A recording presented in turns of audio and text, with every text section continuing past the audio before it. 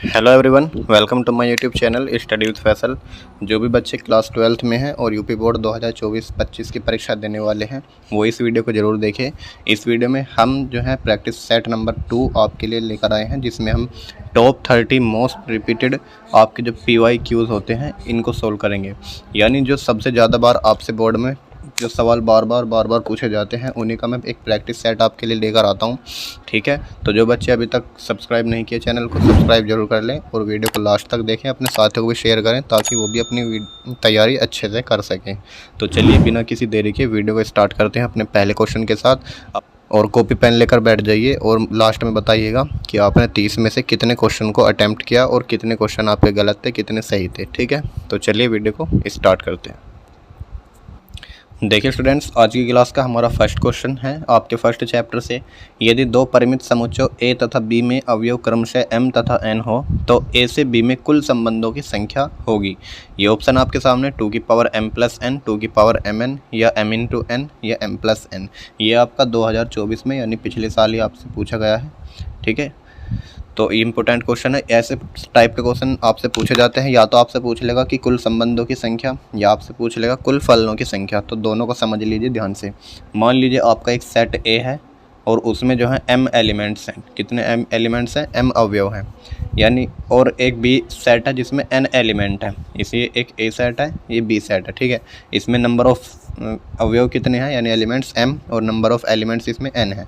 तब अगर आपसे पूछा जाए कुल संबंधों की संख्या, अगर आपसे पूछा जाए संबंधों की संख्या और अगर आपसे पूछ लिया जाए फलनों की संख्या, तो दो ही चीज़ पूछ सकता है आपसे, या तो संबंधों की संख्या पूछेगा या पूछेगा फलनों की संख्या। तो आप इनको ध्यान से देख लीजिए। जो संबंधों की संख्या होगी वो क्या होगी? 2 की पावर इन दोनों के जो भी एलिमेंट हैं उनकी गुना कर दीजिए यानी m इंटू n। ठीक है, 2 की पावर में इन दोनों एलिमेंटों की क्या कर देंगे? गुना। तो 2 की पावर mn आ गया। और लेकिन अगर फलनों की संख्या पूछेगा तो दूसरे वाले पर बेस मान के पहले वाले के अवयव को पावर बना देना है यानी n की पावर आपको कर देना है m। ठीक है, तो ये दोनों टाइप से आपसे पूछा जा सकता है, इसको अच्छे से कर लेना। तो इसका भी आंसर क्या हो जाएगा? यहाँ पर 2 की पावर mn हो जाएगा। फॉर एग्जांपल अगर आपसे दे दे कि एक सेट A है जिसमें एक एलिमेंट है 1 2 3, एक सेट B है जिसमें एलिमेंट है आपके A, B, तो आपसे अब इसमें पूछा बताइए कुल संबंधों की संख्या कितनी होगी और कुल फलनों की संख्या कितनी होगी। कुल संबंधों की संख्या कितनी होगी और आपसे पूछ लेगा कुल फलनों की संख्या कितनी होगी। तो क्या जवाब देंगे आप? कहोगे सर अभी तो बताया कि कुल संबंधों की संख्या में आप क्या करेंगे? 2 की पावर में इन दोनों के जो एलिमेंट है उनकी गुना कर देनी है। इसमें कितने एलिमेंट है? 3 और इसमें कितने एलिमेंट है? 2। तो 3 दूनी कितने हो जाएंगे? यहाँ पर 6 यानी 2 की पावर 6 आंसर हो जाएगा इसका। तो और यहाँ पर क्या करना है? जो एलिमेंट बी में है उसको बेस बना देना है। कितने एलिमेंट है? 2 एलिमेंट है। और कितने एलिमेंट है ए में? उसको पावर बना देना है यानी 3। तो इसका आंसर बनेगा 2 की पावर 3। ठीक है, तो उम्मीद करता हूँ आपको कुल संबंधों की संख्या और कुल फलनों की संख्या क्लियर हो गई होगी। आज के बाद अगर कोई भी ऐसा क्वेश्चन पूछा जाता है तो मैं उम्मीद करूँगा आप उसे गलत नहीं कीजिएगा, सही कीजिएगा। ठीक है, चलिए नेक्स्ट क्वेश्चन देखें। क्वेश्चन नंबर 2 की ओर बढ़ते हैं। देखिए स्टूडेंट्स, क्वेश्चन नंबर 2 है आपके सामने। यदि f(x) बराबर x की क्यूब और gx बराबर 10x तो GOF तथा FOG के मान ज्ञात कीजिए। ये भी इंपॉर्टेंट क्वेश्चन है, हर बार बोर्ड में आपसे पूछा जाता है 2 या 3 नंबर में। तो इसको करने का तरीका क्या होता है ध्यान से देखिए। सबसे पहले GOF निकालेंगे तो GOF का मान क्या होता है? G बाहर है तो पहले G लिखिए और F अंदर है तो इसको G के अंदर लिखना है ना, मजला कोष्ठ लगा करके fx को अंदर लिखना है। f का मतलब ये fx है और g का मतलब gx है। तो g के पेट में क्या लिख दिया हमने? fx लिख दिया। यानी fx की जो वैल्यू है वो यहाँ पर कितनी है? x की क्यूब है तो यहाँ पर भी x की क्यूब आएगा, तो g x की क्यूब हो गया। अब ध्यान से देखिए, हमारे पास फलन है gx बराबर 10x, यानी अगर g के कोई फलन में x के स्थान पर यहाँ पर भी x है तो यहाँ पर भी x है, लेकिन अगर यहाँ पर g के अंदर x की क्यूब है तो यहाँ पर भी तो x की क्यूब आएगा। तो x के स्थान पर x की क्यूब रख देंगे तो यहाँ पर भी क्या हो जाएगा? x की क्यूब हो जाएगा। तो g x की क्यूब का जो फलन होगा वो बनेगा आपका 10x की क्यूब, आया ना। तो g और f का मान तो ये आ गया। अब आपसे पूछा है f और g भी बताइए। तो f और g कैसे निकालेंगे? f को बाहर लिखना है पहले और gx को अंदर लिखना है अब की बार। अब gx का मान कितना है? gx का मान है 10x, तो यहाँ पर 10x पुट कीजिए पहले। ठीक। अब tan x पुट करने के बाद ये फलन बन गया f(x) की फॉर्म का, और f(x) का मान है कितना, x की क्यूब है, यानी x के स्थान पर x है, तो यहाँ पर x के स्थान पर क्या है, पूरा का पूरा tan x है, तो यहाँ पर x के स्थान पर tan x रखेंगे तो यह भाई tan x आ जाएगा, तो लिखेंगे f नहीं आएगा, यहाँ पर डायरेक्ट आएगा tan x की होल क्यूब, यानी पूरा के जो x है, x के स्थान पर पूरा tan x रखना है, ठीक है। tan x रख दिया हमने, और क्यूब है तो क्यूब लगा देंगे। इसकी ये क्या होता है, इसका मान tan की क्यूब होता है, यहाँ ना tan की क्यूब x आ जाएगा, तो ये आपका GOF आया, और ये आया आपका FOG, तो दोनों अलग अलग आए हैं, सेम नहीं है। ये tan x की क्यूब है, ये tan की क्यूब x है। आई होप आपको समझ में आया होगा। ये एक सवाल ज़रूर आता है बोर्ड में, इसको अच्छे से करके जाना है। चलिए नेक्स्ट क्वेश्चन की ओर बढ़ते हैं। देखिए स्टूडेंट्स, क्वेश्चन नंबर 3 है हमारे सामने। कोट इनवर्स -1/√3 का मुख्य मान ज्ञात कीजिए।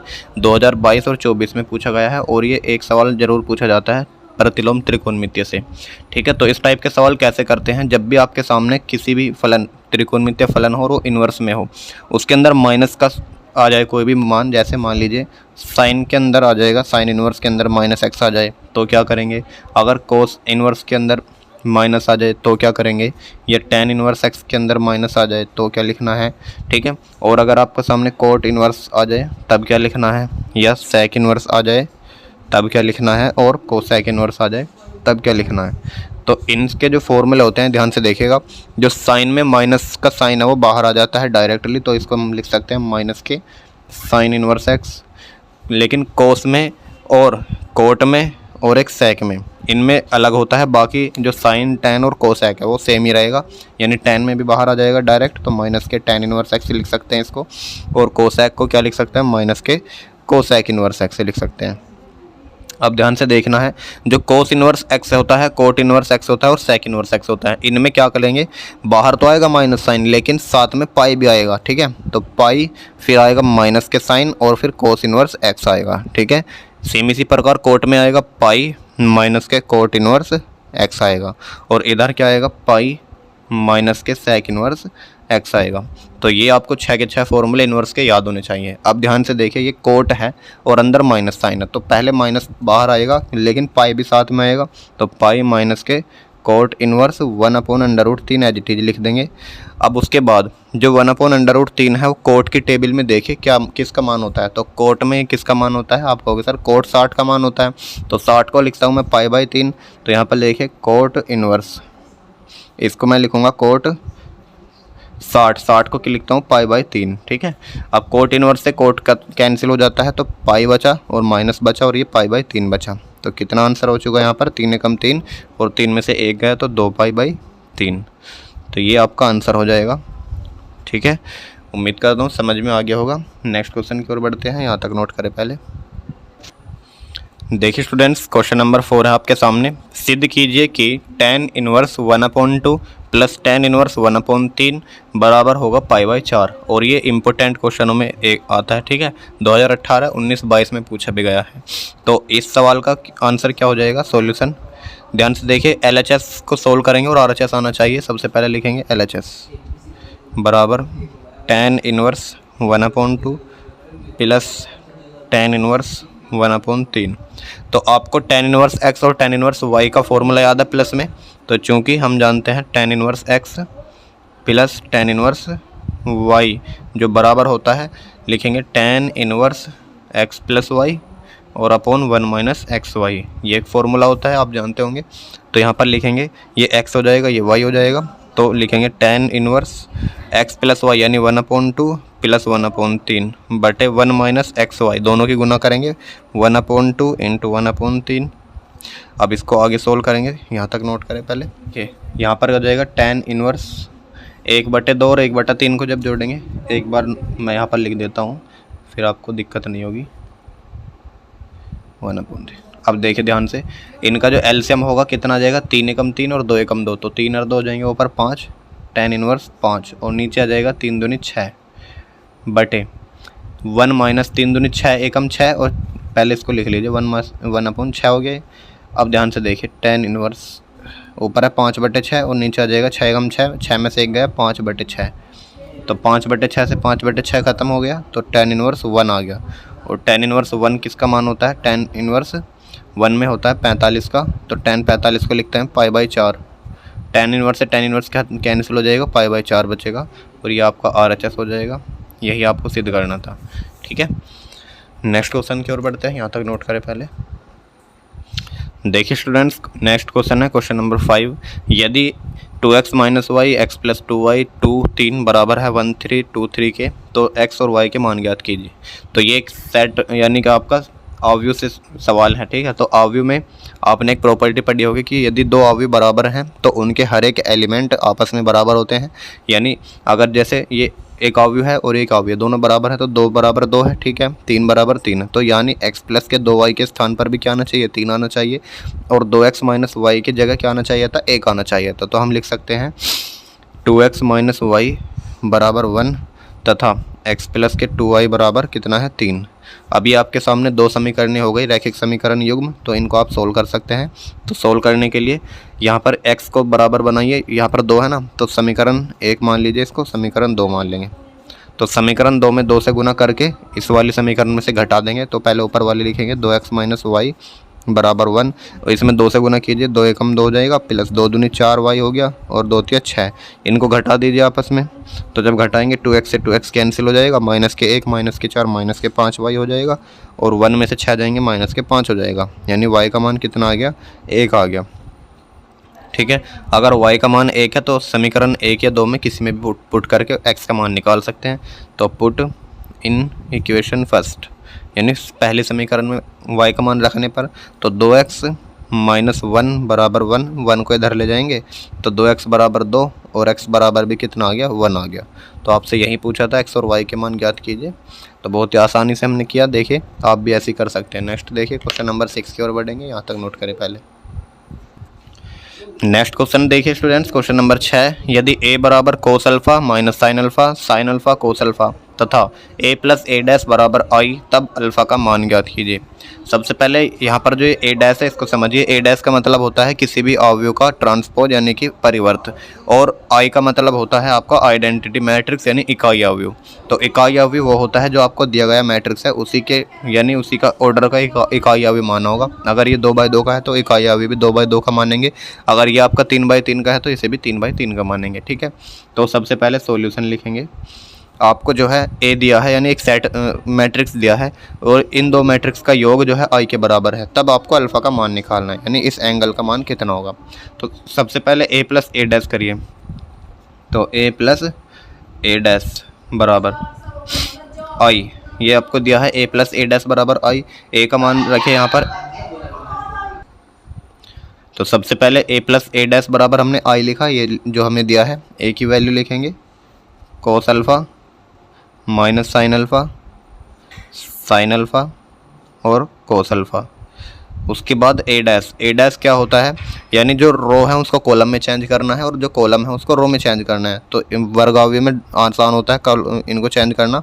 विकर्ण को एज इट इज लिखना है, बाकी को चेंज कर देंगे कोस अल्फ़ा, और इसको इसके स्थान पर लिखेंगे, इसको इसके स्थान पर लिखेंगे।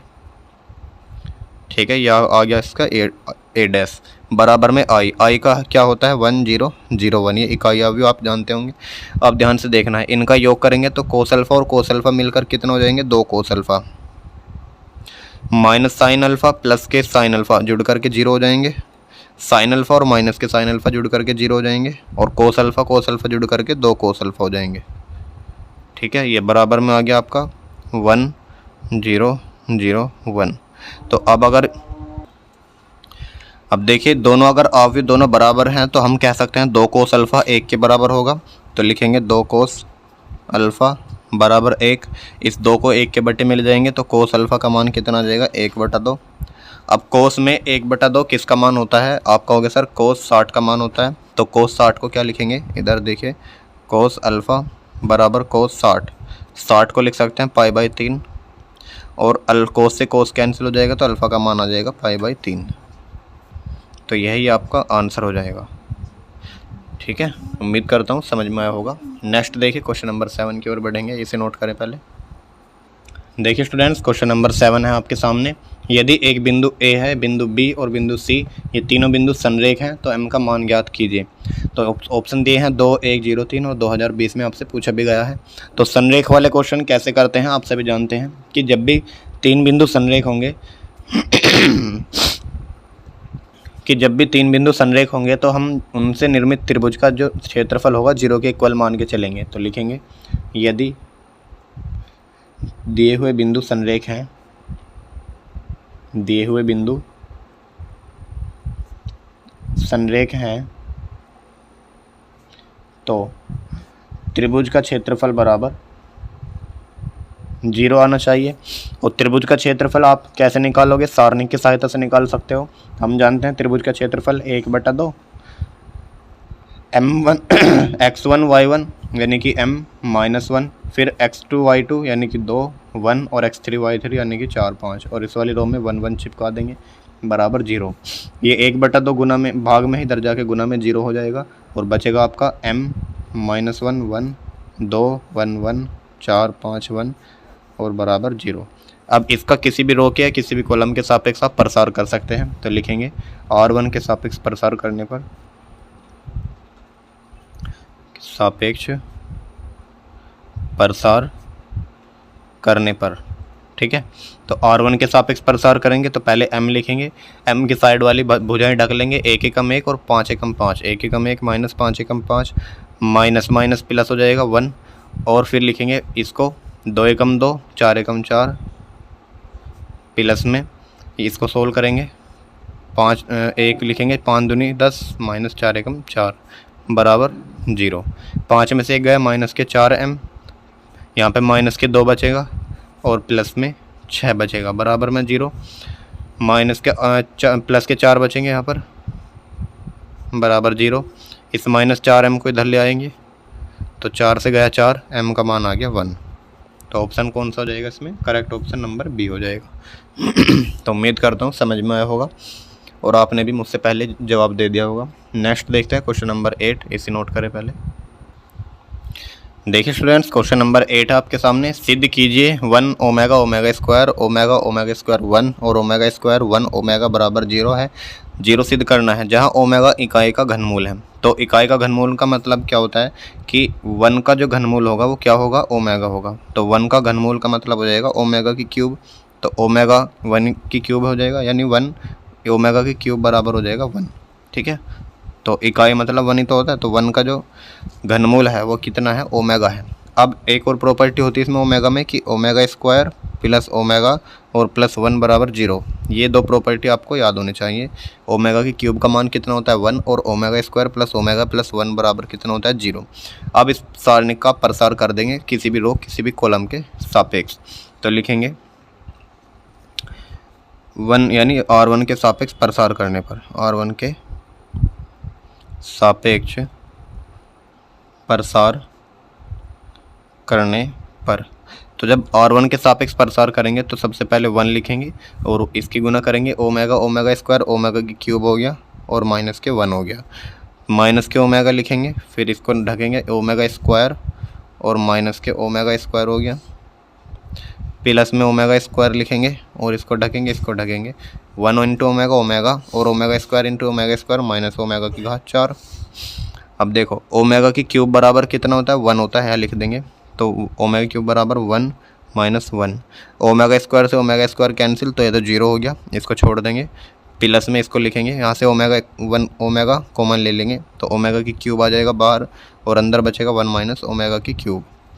1 माइनस 1 ये भी 0 हो गया, तो बचा क्या? ओमेगा की क्यूब यानी 1 और 1 माइनस ओमेगा, 1 माइनस ओमेगा की क्यूब कितना होता है? 1, इसको भी क्या हो जाएंगे? 0। तो सारा जो आंसर हो जाएगा 0 हो गया, यानी RHS आ गया। यही सिद्ध करना था आपको, ठीक है। एक बार फिर से समझिए। सबसे पहले हमने क्या किया? r1 के सापेक्ष इसका प्रसार करा। तो r1 में पहला सदस्य r1 का क्या है? 1 है, तो यहाँ लिखेंगे, इसको ढका omega into omega square omega cube और माइनस 1 इंटू 1 1 लिख दिया। फिर दूसरा अवयव लिखेंगे माइनस के ओमेगा, इसको ढकेंगे, इसको ढकेंगे, omega into omega omega square हो जाएगा, ये लिखा, और omega square into 1 omega square हो जाएगा। फिर लास्ट अवयव लिखेंगे प्लस के ओमेगा स्क्वायर, इसको ढकेंगे, इसको ढकेंगे, 1 इंटू ओमेगा ओमेगा हो गया और omega square into omega square omega की घात 4 हो गया।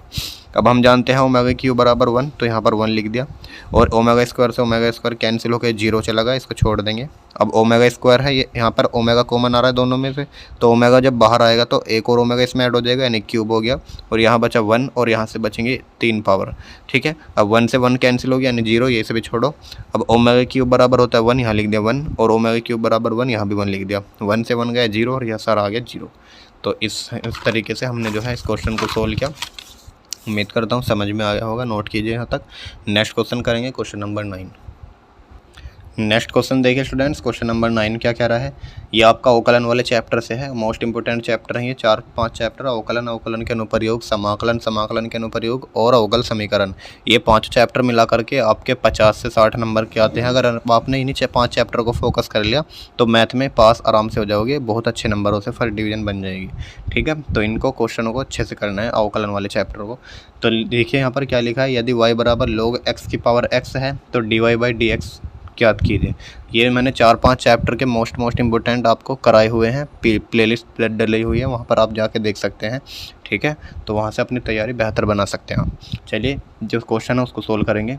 y का मान दिया है आपको log x की पावर x, तो इसमें dy/dx यानी इसका अवकलन पूछा है। तो हम जानते हैं, आपने log में एक प्रॉपर्टी पढ़ी होगी, हम जानते हैं log अगर m की पावर n होता है तो क्या होगा, ये पावर पहले लिख सकते हैं, इसको n इंटू log m लिख सकते हैं, हाँ या ना। ठीक है, तो ये प्रॉपर्टी यहाँ पर यूज होने वाली है। सबसे पहले जो y बराबर है, ये x हम आगे लिख सकते हैं, तो x इंटू log x लिख सकते हैं। ठीक है, अब उसके बाद इसका अवकलन कर देंगे, तो differential with respect to x, तो इसका अवकलन होगा dy/dx। अभी देखिए ये गुना वाला फंक्शन बन गया, पहला दूसरा, तो first function as it is, दूसरे का अवकलन यानी 1/x, प्लस दूसरा function as it is, first function का अवकलन यानी 1, x से x गया 1 आया, और log x का log x आया, यानी आंसर जो बना मेरा 1 + log x, 1 + log x option C में है, तो ये आपका राइट हो जाएगा। ठीक है, नेक्स्ट क्वेश्चन देखिए, क्वेश्चन नंबर 10। देखिए स्टूडेंट्स, क्वेश्चन नंबर 10 है, आपको दिया है एक फलन sin x² प्लस के 5 का x के सापेक्ष अवकल गुणांक क्या होगा। अवकल गुणांक का मतलब होता है dy/dx।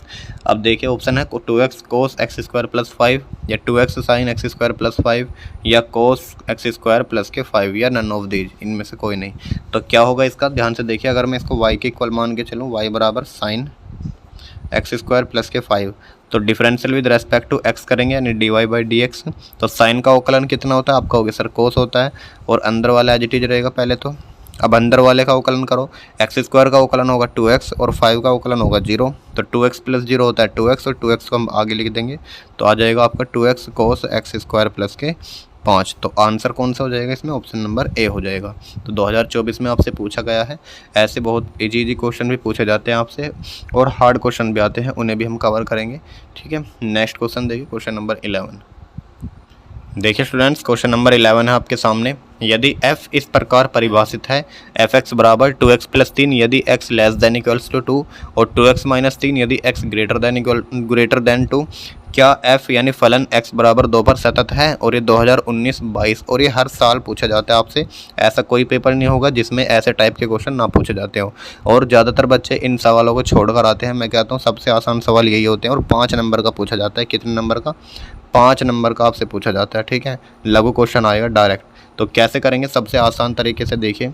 सबसे पहले जो सतत और असतत की कंडीशन है, आप जानते हैं कि LHL और RHL दोनों बराबर आने चाहिए, और साथ में जो FA है वो भी बराबर आना चाहिए। यदि इनमें से कोई भी एक बराबर नहीं आएगा तो फलन क्या होगा, असतत होगा।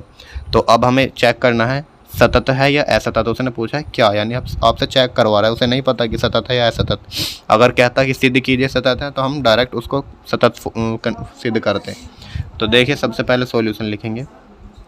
दिया है fx बराबर 2x + 3 यदि आपका x <= 2 और 2x - 3 यदि आपका x <= 2, और x बराबर हमें 1 पर चेक करना है, कितना, सॉरी 2 पर चेक करना है।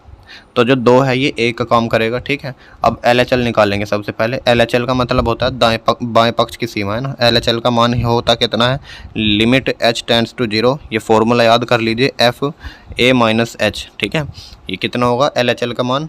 अगर LHL होगा तो A - h आएगा, और RHL होगा तो A + h आएगा, सिंपल। और A का मान वो हमेशा देगा आपको कितना, 2 है। तो यहाँ पर आ जाएगा F h टेंड्स टू 0 और एफ दो दो माइनस एच। अब 2 माइनस एच का मतलब है कि फलन जो है 2 से कम है, 2 में से कम हो रहा है ना, तो 2 से कम कहाँ पर है, 2 से कम यहाँ पर है फलन, तो 2 से कम अगर फलन है तो ये फलन लेंगे, अगर 2 से ज़्यादा है तो फलन ये होगा। तो यानी एफ एक्स के स्थान पर क्या आएगा, अब ये आएगा, लेकिन एफ के पेट में कितना है 2 माइनस एच, तो आपको एक्स के स्थान पर 2 माइनस एच पुट कर देना है बस। तो ध्यान से देखिए, एच टेंड्स टू 0, एक्स के स्थान पर कितना आएगा 2 माइनस एच प्लस के 3। इसको सोल्व करेंगे थोड़ा सा, और 2 दूनी 4 माइनस के 2h प्लस के 3।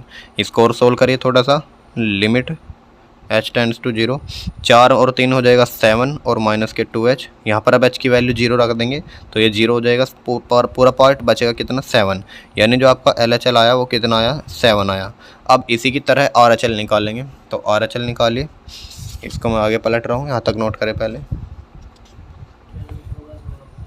अब देखिए RHL क्या हो जाएगा, RHL हो जाएगा limit h tends to 0 f a plus h. ठीक है, अब एफ ए प्लस एच का मतलब है जब फलन ए का मान यहाँ पर रखिए पहले, ए का मान है कितना 2, यानी जब फलन 2 से बड़ा है, और जब फलन 2 से बड़ा था तो आपको याद होगा फलन कितना था, यहाँ पर था 2x प्लस के 3। ठीक है, तो यहाँ पर लिख लेना आप पीछे से देखकर, सॉरी 2x माइनस 3 था, तो 2x माइनस 3 था फलन, तो फलन जो है x के स्थान पर 2 प्लस एच रख देंगे यहाँ पर, है ना। तो यहाँ पर रखिए 2 प्लस एच, तो 2 इंटू 2 प्लस एच और माइनस 3। ठीक है, 2 दूनी कितना हो जाएगा, 2 दूनी हो जाएगा आपका 4 प्लस के 2h और माइनस के 3। तो लिखेंगे लिमिट h टेंड्स टू 0, 4 में से 3 गया 1 प्लस के 2h, और अगर h का मान हम 0 रख देंगे तो ये 0 हो जाएगा, बराबर में क्या बचेगा 1। यानी LHL तो मेरा 7 आया था और RHL मेरा 1 आ रहा है, तो दोनों इक्वल नहीं आ रहे, इसका मतलब आपका फलन सतत नहीं है। तो लिखेंगे अतः f x बराबर 2 पर सतत नहीं है। ठीक है, तो इस तरह से ये सवाल करने होते हैं। ये कंडीशन भी लिख देना, चूँकि LHL और RHL बराबर नहीं आ रहे इसलिए फलन सतत नहीं है ना, ये कंडीशन लिखनी ज़रूरी होती है। तो देखिए 5 नंबर का क्वेश्चन है और कितने आसानी से मैंने आपको समझाया है, आपको भी ऐसे ही करना है। ठीक है, चलिए नेक्स्ट क्वेश्चन देखते हैं, यहाँ तक नोट करें पहले। देखिए स्टूडेंट्स, क्वेश्चन नंबर 12, इसमें जो है ये क्वेश्चन बहुत इंपॉर्टेंट है, ये हर बार बोर्ड में पूछा जाता है। आप देख सकते हैं 2011 में पूछा, फिर 19 में, 20 में, 24 में भी 3 सेट में पूछा गया है, तो 2025 में आने के पूरे चांस है इसके। यदि कोस वाई बराबर एक्स कोस ए प्लस वाई, तो सिद्ध कीजिए कि d Y by D x बराबर कोस स्क्वायर ए प्लस वाई बटे साइन ए। तो ऐसा सवाल मैंने आपको पहले प्रैक्टिस सेट में भी कराया था, तो मैंने बताया था ऐसे सवाल करने के लिए आपको d Y by D x नहीं निकालना, आपको निकालना है d x by d y, यानी पहले x का अवकलन करना है y के रेस्पेक्ट में। तो पहले यहाँ से LHL और इससे x का मान निकाल लीजिए। तो दिया है आपको सॉल्यूशन, दिया है कोस y बराबर x cos a plus y, तो यहाँ से x की वैल्यू कितनी आ जाएगी, इस कोस a प्लस वाई को इसके बटे में लिख देंगे कोस y बटे कोस a प्लस वाई। ठीक है, अब x का अवकलन करेंगे किसके रेस्पेक्ट में, y के रेस्पेक्ट में, तो लिखेंगे differential with respect to y। तो x का अवकलन हो जाएगा इधर dx बाई dy, ये पहले x को इधर लिख लेंगे, तो x का अवकलन हो जाएगा x बाई डी वाई बराबर, अब ये भाग वाला बन रहा है, तो भाग में क्या होता है, नीचे वाले का वर्ग होता है, तो कोस स्क्वायर ए प्लस वाई। अब नीचे वाला एज इट इज लिखेंगे कोस ए प्लस वाई, ऊपर वाले का अवकलन कोस वाई का अवकलन हो जाएगा माइनस के साइन वाई, और इसको ब्रैकेट में लिखेंगे, फिर माइनस ऊपर वाला फंक्शन एज इट इज, नीचे वाले का अवकलन कोस का अवकलन हो जाएगा माइनस के साइन ए प्लस वाई, और फिर ए का हो जाएगा 0 और वाई का हो जाएगा 1, यहाँ तक लिखेंगे। उसके बाद माइनस आगे आ जाएगा, यहाँ पर माइनस के हो जाएगा कोस ए प्लस वाई और into sine y, minus minus हो जाएगा प्लस और कोस वाई साइन, 1 में 0 जोड़ेंगे तो 1 ही आएगा, और 1 की गुना किसी में भी करे कोई फ़र्क नहीं पड़ेगा, तो ये नीचे जाएगा आपका कोस स्क्वायर ए प्लस वाई, प्लस वाले टर्म को आगे लिखेंगे, माइनस वाले को पीछे लिखेंगे, तो इसके लिख सकते हैं हम sine A plus Y into cos Y, गुना में आगे पीछे चल जाता है ना, तो माइनस वाली टर्म लिखेंगे अब कोस ए plus Y into sine Y बटे में कोस स्क्वायर ए प्लस वाई। अब देखिए ध्यान से, एक फॉर्मूला बन रहा है sine A into cos B minus cos A into sine B. तो sine into cos B minus cos into sine B किसका फॉर्मूला था? आप कहोगे sir sine A minus B का। तो साइन ए की वैल्यू कितनी आ जाएगी? A plus y minus B की वैल्यू हो जाएगी वाई, और बटे में आ जाएगा कोस स्क्वायर ए प्लस वाई से कैंसिल वाई, तो बचा क्या आपका? साइन ए बटे में कोस स्क्वायर ए प्लस वाई। और ये वैल्यू किसकी आई है? ये आई है आपकी d x by d y की। तो लिखेंगे अतः डी एक्स बटा डी वाई बराबर साइन ए बटे कोस स्क्वायर ए प्लस वाई। तो साइन ए बटे कोस स्क्वायर ए प्लस वाई। अब हमें निकालना क्या था? D Y by D x. तो इसको पलट देंगे, तो d Y by D x बराबर, इसको पलट देंगे कोस स्क्वायर ए प्लस वाई बटे में आ जाएगा आपका साइन ए। ये मोस्ट इम्पोर्टेंट क्वेश्चन है, इसको अच्छे से प्रैक्टिस कर लेना, ठीक है? यहाँ तक नोट करें, बाकी नेक्स्ट क्वेश्चन करेंगे। क्वेश्चन नंबर 13 देखिए स्टूडेंट्स, क्वेश्चन नंबर 13, ये क्वेश्चन भी मोस्ट इंपॉर्टेंट क्वेश्चनों में से एक है। कई बार बोर्ड में पूछा गया है, 2018 में पूछा, फिर 19 में पूछा, 20 में, यानी 3 साल लगातार, उसके बाद गैप हो गया और अब 24 में पूछा गया था। तो 2025 में भी पूछे जाने के चांस हैं, ठीक है? तो यहाँ पर लिखा होगा यदि x की पावर y बराबर e की पावर x माइनस वाई, तो सिद्ध करें D Y by D x बराबर log x base E plus 1 plus log x base E.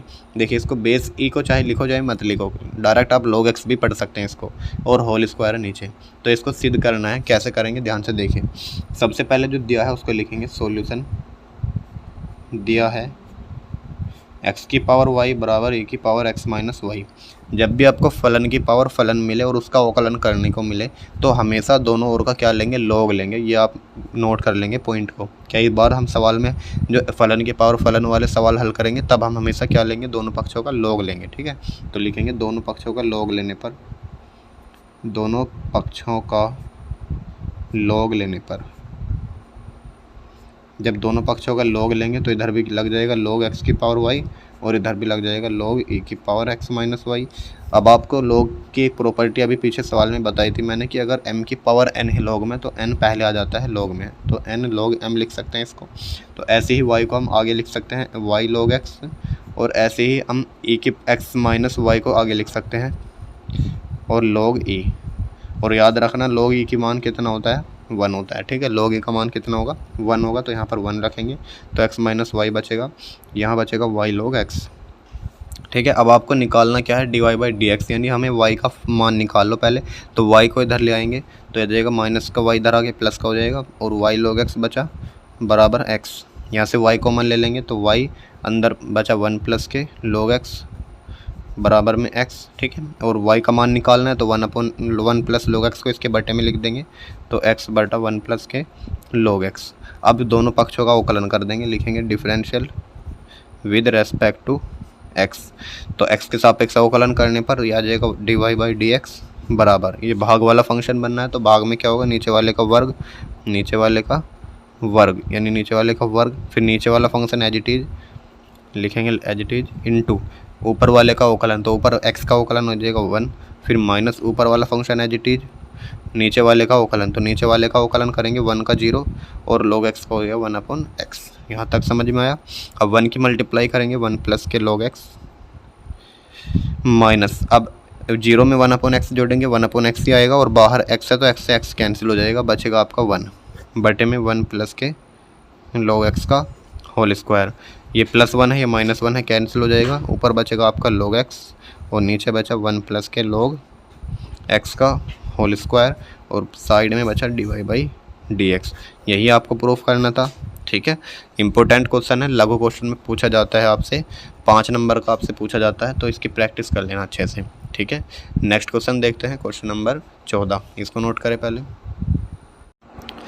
देखिए स्टूडेंट्स, क्वेश्चन नंबर 14 है आपके सामने। दिखाइए कि फलन f(x) बराबर 7x² minus 3x greater than 0 पर एक वर्धमान फलन है।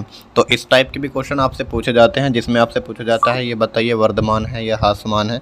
तो ऐसे सवालों को कैसे हल करते हैं, तो आपको मैंने 4 बातें बताई हुई हैं। यदि आपसे वर्धमान पूछा जाए तो f(x) को क्या लेना है? ग्रेटर दैन 0 लेना है।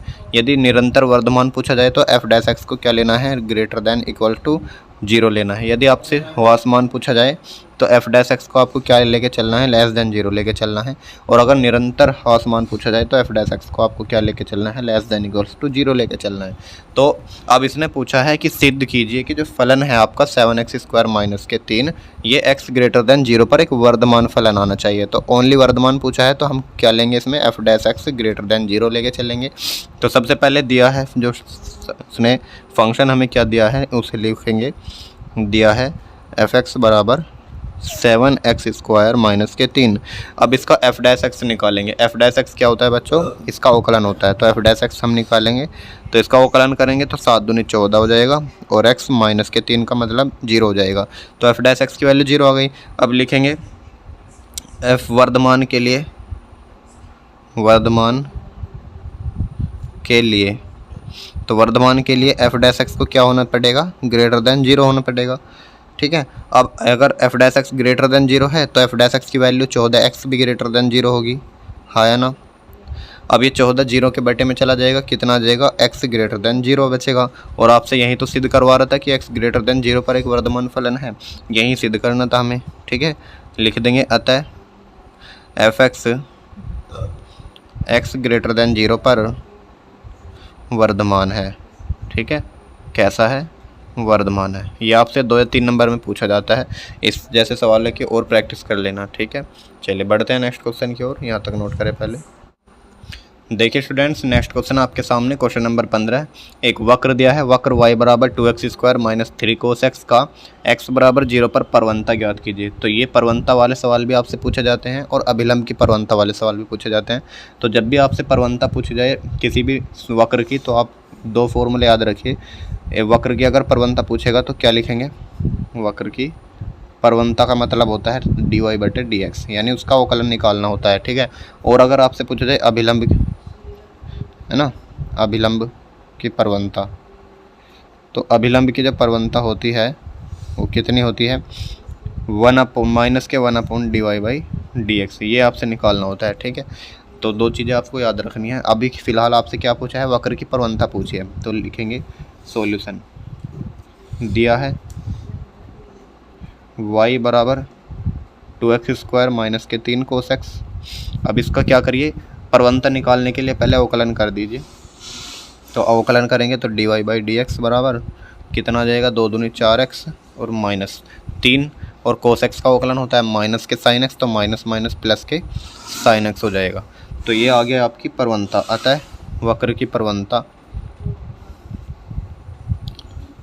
बराबर होती है dy/dx, और dy/dx का जो मान है वो है 4x प्लस के 3 sin x। लेकिन उसने पूछा है वक्र की परवंता तो याद करो, लेकिन कहाँ पर, x बराबर 0 पर। तो लिखेंगे अतः x बराबर 0 पर वक्र की परवंता।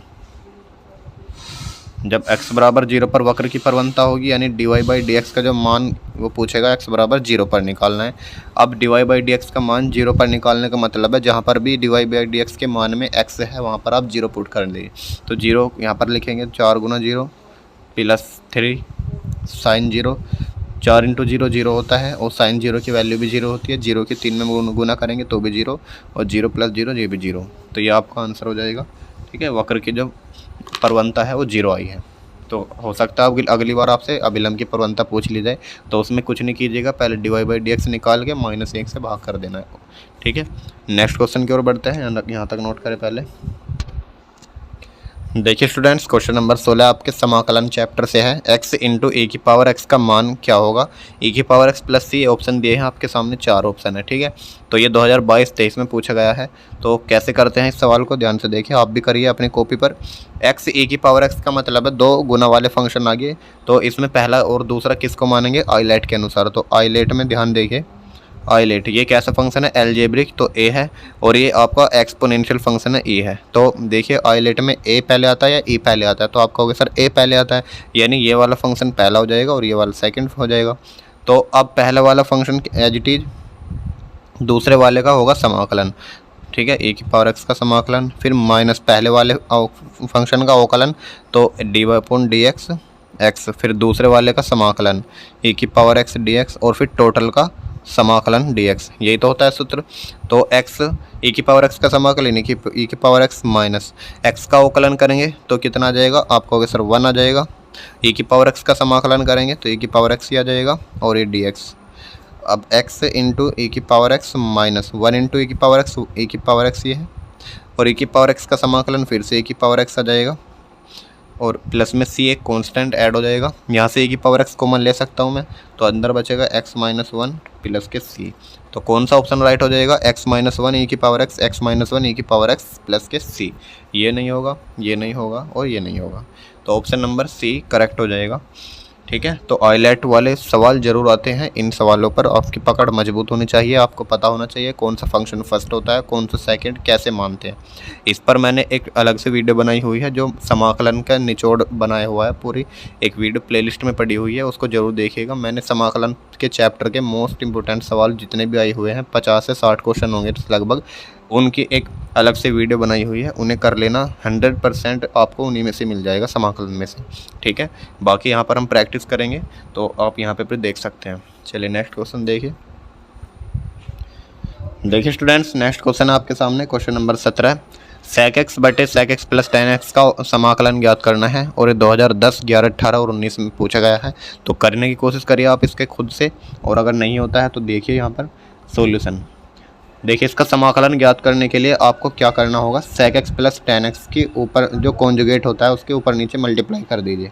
तो sec x बटे sec x प्लस के tan x और इनटू sec x माइनस के tan x, यानी इसका कॉन्जुगेट हो जाएगा, और नीचे sec x minus tan x इसका कॉन्जुगेट dx। गुना कर देने पर क्या होगा, sec की sec में मल्टीप्लाई करेंगे तो आ जाएगा sec स्क्वायर x, और sec की tan में करेंगे तो आ जाएगा sec x into tan x।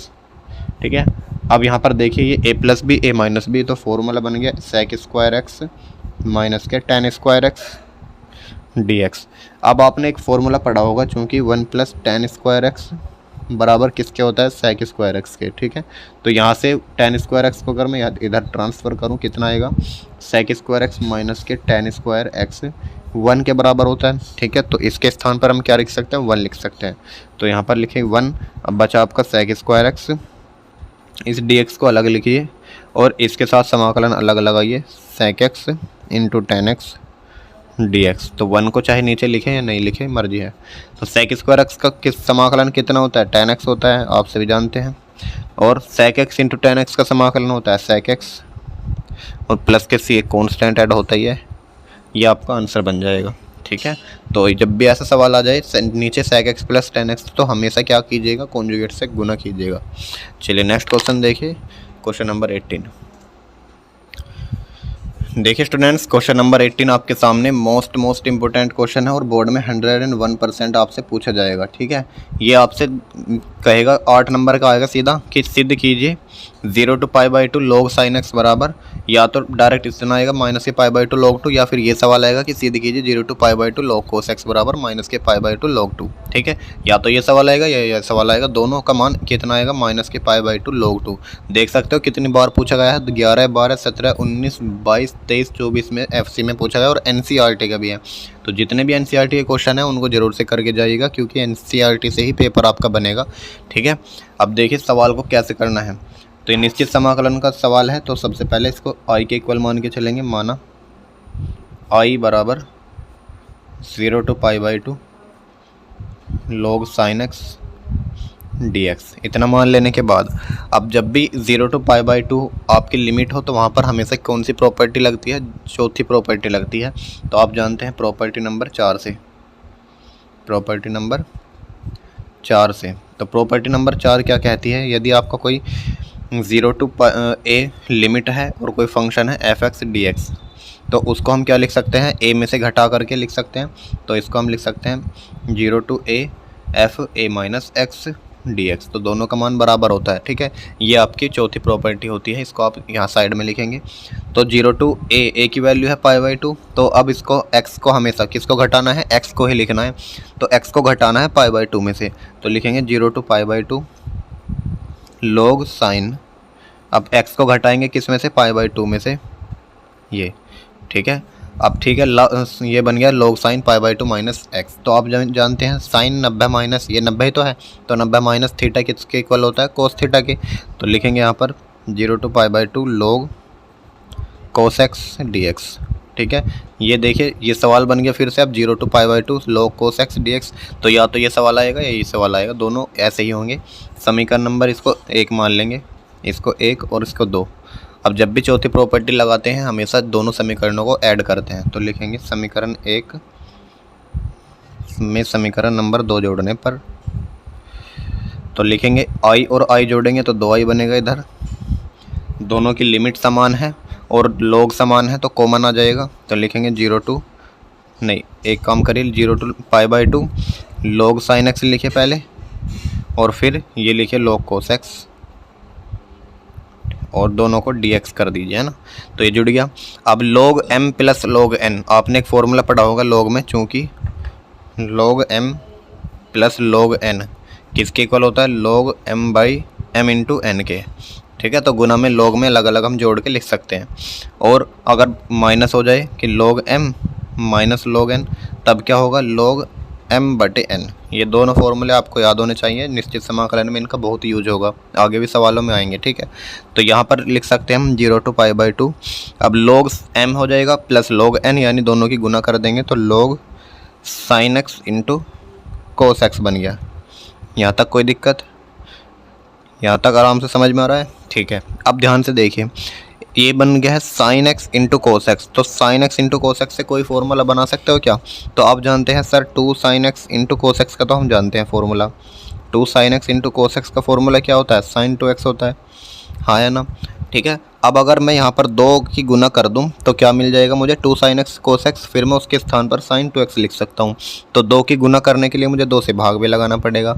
तो हम क्या लिखेंगे, 2i बराबर 0 to pi by two log, इसमें 2 से गुना करेंगे और 2 से ही भाग कर देंगे। तो 2 sign x into cos x बटे 2। ठीक है, 2 से गुना की और 2 से भाग किया। अब इसके स्थान पर क्या लिख सकते हैं, ये साइन 2x लिख सकते हैं। तो लिखेंगे 2i बराबर 0 to pi by two log sine 2x और बटे 2 dx। अब अभी ये फॉर्मूला मैंने बताया log में कि log m बटे n को क्या लिख सकते हैं, log m minus log n लिख सकते हैं। तो यहाँ पर देखिए ये m का कार्य करेगा, ये n का, तो इसको लिखेंगे हम log m minus log n।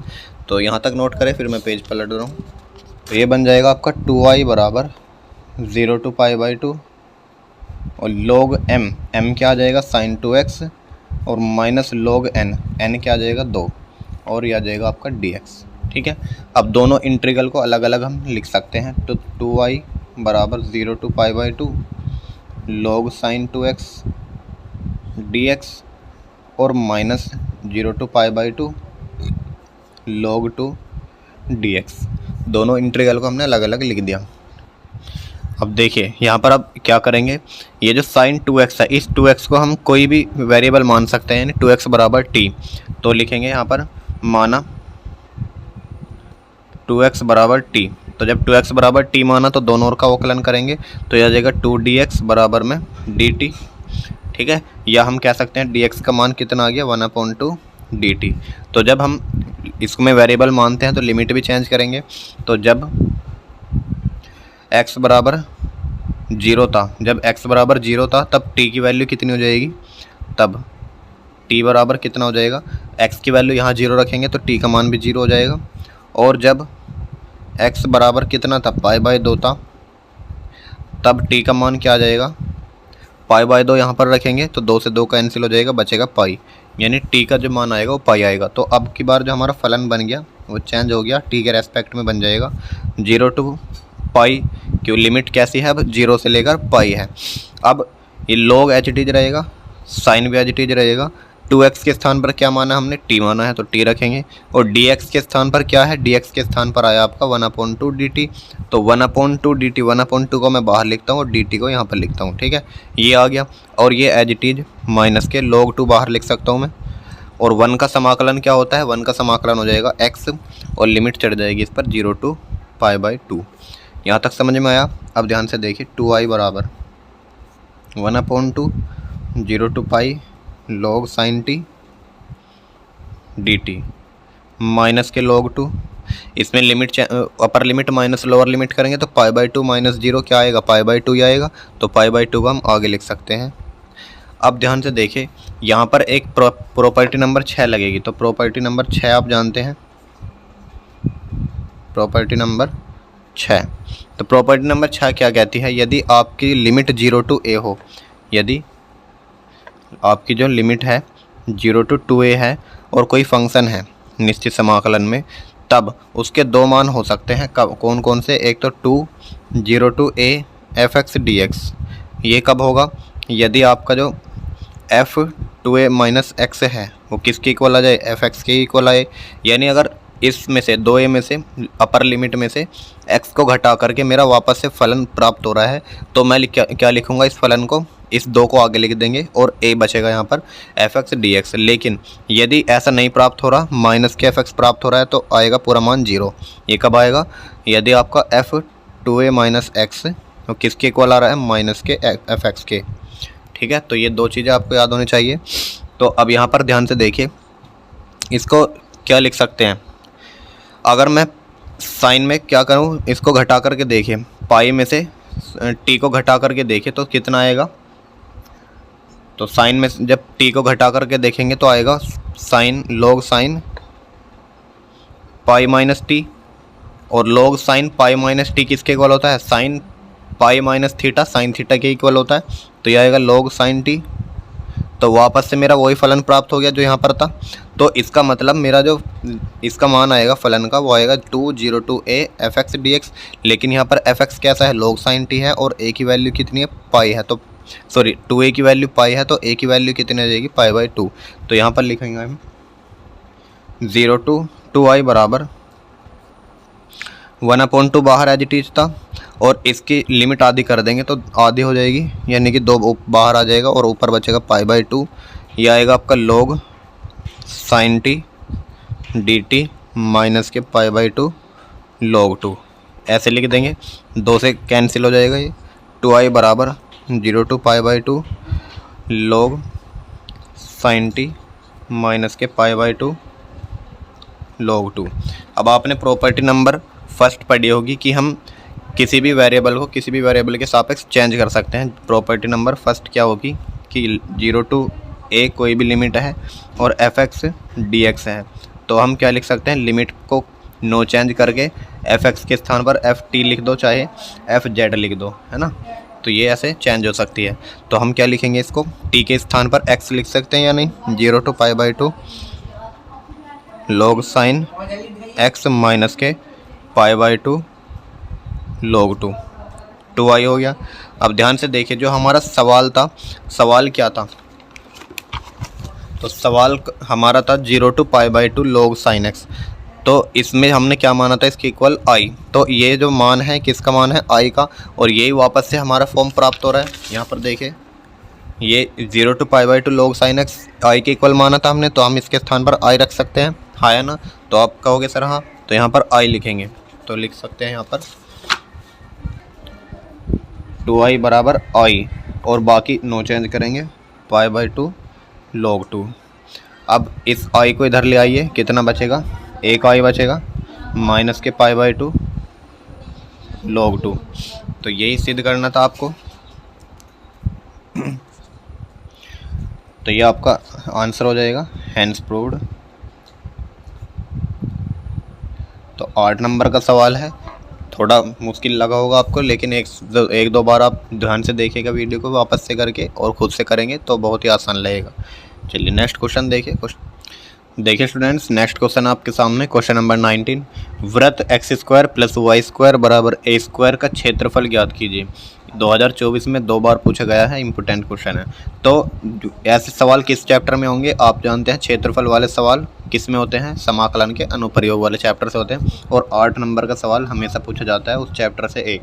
तो उसके जितने भी इंपॉर्टेंट क्वेश्चन हैं, हम डेली के डेली एक एक क्वेश्चन कवर करते जाएंगे। तो सबसे पहले क्या कीजिएगा, एक डायग्राम बनाएंगे, चित्र बनाएंगे। तो चित्र में देखिए, एक वृत्त है। ये कैसा वृत्त है, ये एक ऐसा वृत्त है जिसका मूल बिंदु, जिसका केंद्रक कहाँ पर है, मूल बिंदु पर है। हम जानते हैं जो वृत्त की जनरल समीकरण होती है, ये होती है x माइनस एच का whole square plus y minus के का होल स्क्वायर बराबर ए स्क्वायर, ये वृत्त की व्यापक समीकरण होती है। अब यहाँ पर h की वैल्यू अगर 0 हो जाए और k की वैल्यू भी 0 हो जाए तो क्या बन जाएगा, x square plus y square बराबर ए स्क्वायर। और ये h k क्या होते हैं, यही तो केंद्र होते हैं। तो इसका मतलब ये एक ऐसा वृत्त है जिसका केंद्र मूल बिंदु पर है। तो एक चित्र बनाएंगे जिसका केंद्र मूल बिंदु पर होगा, एक वृत्त,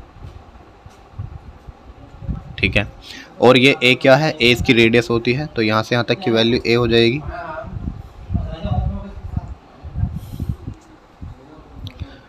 अब देखिए इस वृत्त का क्षेत्रफल निकालना है, तो यानी पूरे वृत्त का क्षेत्रफल निकालना है मुझे। तो पूरे वृत्त का क्षेत्रफल निकालने के लिए हम क्या करेंगे, ध्यान से देखना, इसको शेडेड पार्ट कर देंगे। पूरे वृत्त का क्षेत्रफल निकालना है तो हम एक पार्ट का क्षेत्रफल निकाल लेंगे, उसके बाद 4 से गुना कर देंगे, है ना, ठीक है। तो एक पार्ट का क्षेत्रफल निकालने के लिए मुझे लिमिट पता होनी चाहिए। तो यहाँ से यहाँ तक की लिमिट देखिए, x किस रेस्पेक्ट में, यहाँ पर 0 है। तो यहाँ पर जो लिमिट हो जाएगी वो क्या हो जाएगी आपकी, a हो जाएगी, ठीक है। लिमिट क्या हो जाएगी, a, क्योंकि यहाँ से यहाँ तक की वैल्यू a है ना। तो ध्यान से देखिए, अतः तो लिखेंगे संपूर्ण वृत्त, सबसे पहले लिखेंगे इनको नाम दे देंगे a b और ये o हो गया। ये मूल बिंदु को हम o नाम देते हैं, ठीक है, ये कैपिटल O। तो लिखेंगे सॉल्यूशन दिया है, तो दिया है क्या, x square plus y square बराबर ए स्क्वायर। तो यहाँ से सबसे पहले y की वैल्यू निकालिए। तो y की वैल्यू निकालने के लिए एक्स स्क्वायर को इधर भेजिए। तो वाई स्क्वायर बराबर a square minus x square. तो y बराबर कितना आ जाएगा, under root a square minus x square, ठीक है।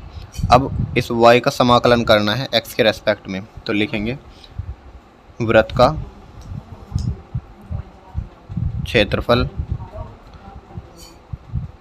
बराबर 4 गुना क्या, a भाग ए बी ओ ए का क्षेत्रफल। तो लिखेंगे यहाँ पर 4 गुना भाग ए बी ओ का मतलब इस वाले पार्ट का क्षेत्रफल निकाल के हम 4 की गुना कर देंगे, क्योंकि सारे पार्ट समान ही है तो पूरे वृत्त का क्षेत्रफल आ जाएगा। तो इसका जब क्षेत्रफल निकालेंगे कहाँ से कहाँ तक, 0 से लेकर a तक, और y dx, ये समाकलन कर देंगे y का। अब y की वैल्यू क्या है, अभी निकाली है, under root a square minus x square d x, ठीक है। अब इसका सूत्र जानते हैं, under root a square minus x square का समाकलन आप सभी जानते होंगे। तो लिखेंगे 4 0 टू a, ये होता है आपका x upon 2 under root a square minus x square, और प्लस में a स्क्वायर बटा 2 sine inverse x upon a, और ये आ जाएगा, समाकलन हट जाएगा अब, ठीक है। और इसका सूत्र हो गया 0 टू a, इसका सूत्र हो गया x upon 2 under root x square minus a square minus x square plus a square बटा 2 into sine inverse x upon a. अब लिमिट रखेंगे, तो लिमिट सबसे पहले ऊपर वाली रखेंगे, x के स्थान पर क्या आएगा, a बटा 2 under root a square minus x के स्थान पर ए स्क्वायर आ जाएगा प्लस ए स्क्वायर बटा 2 साइन इनवर्स, यहाँ पर x बटे a यानी a बटा a हो जाएगा, फिर माइनस, अब 0 रखेंगे यहाँ पर, देखिए जैसे ही 0 रखेंगे, चलो लिखते हैं 0 बटा 2 under root a square minus 0 का स्क्वायर, और फिर माइनस ए स्क्वायर बटा 2 साइन इनवर्स 0 बटा a। ये लिमिट खोल दिया हमने। अब देखिए ए स्क्वायर माइनस ए स्क्वायर, ये तो 0 हो गया पूरा पार्ट, इसे छोड़िए, और ये वाला पार्ट 0 हो गया क्योंकि 0 मल्टीप्लाई में है। अब बचा क्या, 4 ए स्क्वायर बटा 2, ए से ए कैंसिल हुआ तो साइन इनवर्स 1 बचा, और माइनस के ए स्क्वायर बटा 2 साइन इनवर्स 0 बटा a का मतलब भी 0 ही होता है। अब साइन में 1 किसकी वैल्यू होती है, साइन में 1 किसकी वैल्यू होती है, तो सबका जवाब आना चाहिए सर 90 की। तो यहाँ पर लिख सकता हूँ मैं पाई बटा 2 माइनस ए स्क्वायर बटा 2, साइन में 0 किसकी वैल्यू होती है, आप सब कहोगे सर 0 की, तो 0 लिखिए। यहाँ पर 2 दूनी 4 हो जाएगा, तो ए स्क्वायर पाई बटे 4, और ये 0 की गुना करेंगे तो 0 हो गया, 4 से 4 ख़त्म, तो आ गया आपका पाई ए स्क्वायर वर्ग मात्रक। वर्ग हमेशा इसलिए लगाते हैं क्योंकि क्षेत्रफल किस में मापते हैं, वर्ग में मापते हैं, ठीक है। तो उम्मीद करता हूँ यहाँ समझ में आया होगा। तो वृत्त का क्षेत्रफल कितना आ गया, पाई ए स्क्वायर वर्ग मात्रक। तो बहुत ही आसान है, एक बार फिर से समझिए। आपको जो भी वक्र दे सबसे पहले उसमें से y की वैल्यू फाइंड आउट कीजिए। तो y की वैल्यू फाइंड आउट करने के बाद अब यहाँ पर देख चित्र बनाइए। चित्र क्या है, x² + y² + a² यानी एक वृत्त है। वृत्त कैसा है, जिसका केंद्र मूल बिंदु पर है। आप सभी को ये चित्र याद होने चाहिए और समीकरण पहचान आनी चाहिए कि कौन सी वृत्त की है, कौन सी दीर्घवृत्त की है, कौन सी परवलय की। तो ये तीन ही चीज़ पूछी जाती हैं आपसे इस चैप्टर में, परवलय, एक दीर्घवृत्त और एक वृत्त। इसके अलावा और ज़्यादातर चीज़ें नहीं पूछी जाती हैं, इन्हीं को घुमा फिरा कर पूछता रहता है। उसके बाद लिमिट निकालते हैं। सबसे पहले पहला पॉइंट यहाँ से स्टार्ट करेंगे और अंतिम पॉइंट यहाँ पर, ठीक है, 0 to a। अगर हम x के स्थान पर x वाली लिमिट लेंगे तो हमेशा समाकलन x के इस सापेक्ष करेंगे, लेकिन अगर लिमिट आप y के लेंगे तो समाकलन आपको y के रेस्पेक्ट में करना होगा। तो आप चाहो तो ये वाली लिमिट ले सकते हो, चाहो ये वाली ले सकते हो, मर्जी है आपकी। चलिए नेक्स्ट देखिए, अब यहाँ तक नोट करें पहले। देखिए स्टूडेंट्स, आपके सामने क्वेश्चन नंबर 20, अवकल समीकरण 9d2y/dx² बराबर 1 + dy/dx का होल स्क्वायर और इनकी होल पावर है 3/2। इसमें आपको इसकी कोटि ज्ञात करनी है। तो जब भी आपसे अवकल समीकरण की कोटि पूछी जाए तो कोटि का मतलब होता है अवकलन सबसे ज़्यादा बार किसका हुआ है। तो सबसे ज़्यादा बार अवकलन यहाँ पर देखिए एक ही बार हुआ है और यहाँ पर d2y/dx² इन 2 बार अवकलन हुआ है। तो इसकी कोटि क्या हो जाएगी, 2 हो जाएगी। लेकिन अगर यही सवाल आपसे कोटि न पूछ के घात पूछ लेता तब आपका आंसर क्या होता है। तो आप ज़्यादातर बच्चे यहाँ पर बोलते सर सबसे बड़ी घात तो यहाँ पर 2 है, 2 ही घात हो जाती। नहीं, तो घात निकालने के लिए सबसे पहले ये भी देख लेना है कि पावर बटे में तो नहीं है। तो जब भी पावर बटे में होती है तो उसे पूरी पूरी पावर बनाइए। तो 3/2 पावर है, तो दोनों का हम क्या करेंगे, वर्ग करेंगे, जिससे ये नीचे वाली पावर कट जाए। तो दोनों का वर्ग करेंगे तो क्या हो जाएगा फिर ये 9d2y/dx² का होल वर्ग और बराबर आ जाएगा 1 + dy/dx का होल स्क्वायर और होल पावर आ गई 3। अब घात का मतलब होता है जिसकी सबसे ज़्यादा अवकलन हो रहा है उसी की पावर देखनी है। तो इसका अवकलन कितना बार हो रहा है, 2 बार। तो इसकी घात कितनी है, 2, तब आंसर आएगा 2। तो आपको ऐसे करना है, ठीक है। लेकिन अगर कोटि पूछेगा तो कोटि तो आप बिना सोल्व करे भी बता सकते हो। कोटि हमेशा पूछता है 1 नंबर में, हर बार सवाल पूछा जाता है, इसको अच्छे से कर लेना। तो कोटि कैसे ज्ञात करते हैं, कोटि ऐसे ज्ञात करते हैं, सबसे ज़्यादा बार अवकलन जिसका भी हो रहा है उसी को लिख दीजिए। मान लो अगर यहाँ पर d3y/dx की क्यूब होता लिखा हुआ तो हम 3 लगा देते हैं आंसर, ठीक है। तो सबसे ज़्यादा बार अवकलन देखना है कितनी बार हो रहा है, वही आपकी कोटि होगी और उसी की घात को हम घात कहेंगे, ठीक है। चलिए नेक्स्ट क्वेश्चन देखिए, क्वेश्चन नंबर 21। नेक्स्ट क्वेश्चन देखिए स्टूडेंट्स, क्वेश्चन नंबर 21, dy/dx बराबर 2 + y/x - 2 का व्यापक हल ज्ञात कीजिए। यानी इस अवकल समीकरण को हल करना है। तो इसको कैसे करते हैं, तो सबसे पहले ये देख लीजिए अवकल समीकरण कैसी है, आपकी वेरिएबल सेपरेशन की है या फिर होमोजीनियस वाली है। तो अगर इसमें वेरिएबल जो है आपके x और y अलग अलग हो सकते हैं तो करने की कोशिश करिए इसको। देखिए ध्यान से, dy है तो y वाले फंक्शन को y के नीचे ले आइए, तो dy/2 + के y हो जाएगा और इस dx को इधर ले जाएंगे तो नीचे बच जाएगा x - 2। तो ये सारा y में हो जाएगा, ये सारा x में हो गया। इसका मतलब ये वेरिएबल सेपरेशन की थी। तो अब दोनों का समाकलन कर देंगे। तो आप जानते हैं 1/x का समाकलन कितना होता है, log x होता है। तो डायरेक्ट हम क्या लिख सकते हैं इसको, log 2 + के y और यह आ जाएगा आपका log x - 2। एक इसमें कॉन्स्टेंट ऐड होगा तो इन्हीं के जैसा ऐड कर देंगे, log c। अब देखिए log 2 + y बराबर ये log m + log n का फॉर्मूला लगा देंगे तो log c × x - 2 हो जाएगा। अब log से log कैंसिल, तो 2 + y बराबर आ जाएगा c × x - 2, ठीक है। तो ये आपका आंसर हो जाएगा। आई होप आपको समझ में आया होगा। नेक्स्ट क्वेश्चन की ओर बढ़ते हैं, क्वेश्चन नंबर 22। देखिए स्टूडेंट्स, ये वाली अवकल समीकरण बहुत बार बोर्ड में पूछी जाती है और मोस्ट इंपॉर्टेंट क्वेश्चन है, पूरा 8 नंबर में पूछा जाता है, ठीक है। तो सवाल क्या है, अवकल समीकरण 1 + x² dy + 2xy dx बराबर cot x dx। कभी कभी क्या होगा, dy/dx दे देगा, लेकिन अब की बार क्या देगा, dx दिया है। तो कोई बात नहीं, सबसे पहले हम dy/dx बनाएंगे। तो dy/dx बनाने के लिए मुझे क्या करना पड़ेगा, इस dx को इस dx के साथ यहाँ पर कॉमन लेकर इसको डिवाइड में लाना होगा। तो सबसे पहले लिखेंगे सॉल्यूशन 1 + x² dy बराबर, इसको इधर ले जाएंगे तो cot x dx - के 2xy dx हो गया। अब दोनों में dx कॉमन है तो कॉमन ले लेंगे, तो इधर बचेगा cot x - के 2xy और dx बचेगा, ठीक है। और 1 + के x² dy। अब क्या करेंगे, dx को इधर ले आएंगे, dy/dx डी एक्स हो गया, और ये 1 प्लस एक्स स्क्वायर चल ही रहा है बराबर में कोट एक्स माइनस के 2xy। अब इस 1 प्लस एक्स स्क्वायर को दोनों के नीचे लिख देंगे अलग अलग, तो d Y by D x बराबर ये बना आपका कोट एक्स बटे 1 प्लस एक्स स्क्वायर और माइनस के 2xy बटे 1 प्लस एक्स स्क्वायर। ये y वाली टर्म इधर ले आएंगे तो कितना बनेगा, d Y by D x plus में 2xy बटे 1 प्लस एक्स स्क्वायर बराबर कोट एक्स बटे 1 प्लस एक्स स्क्वायर।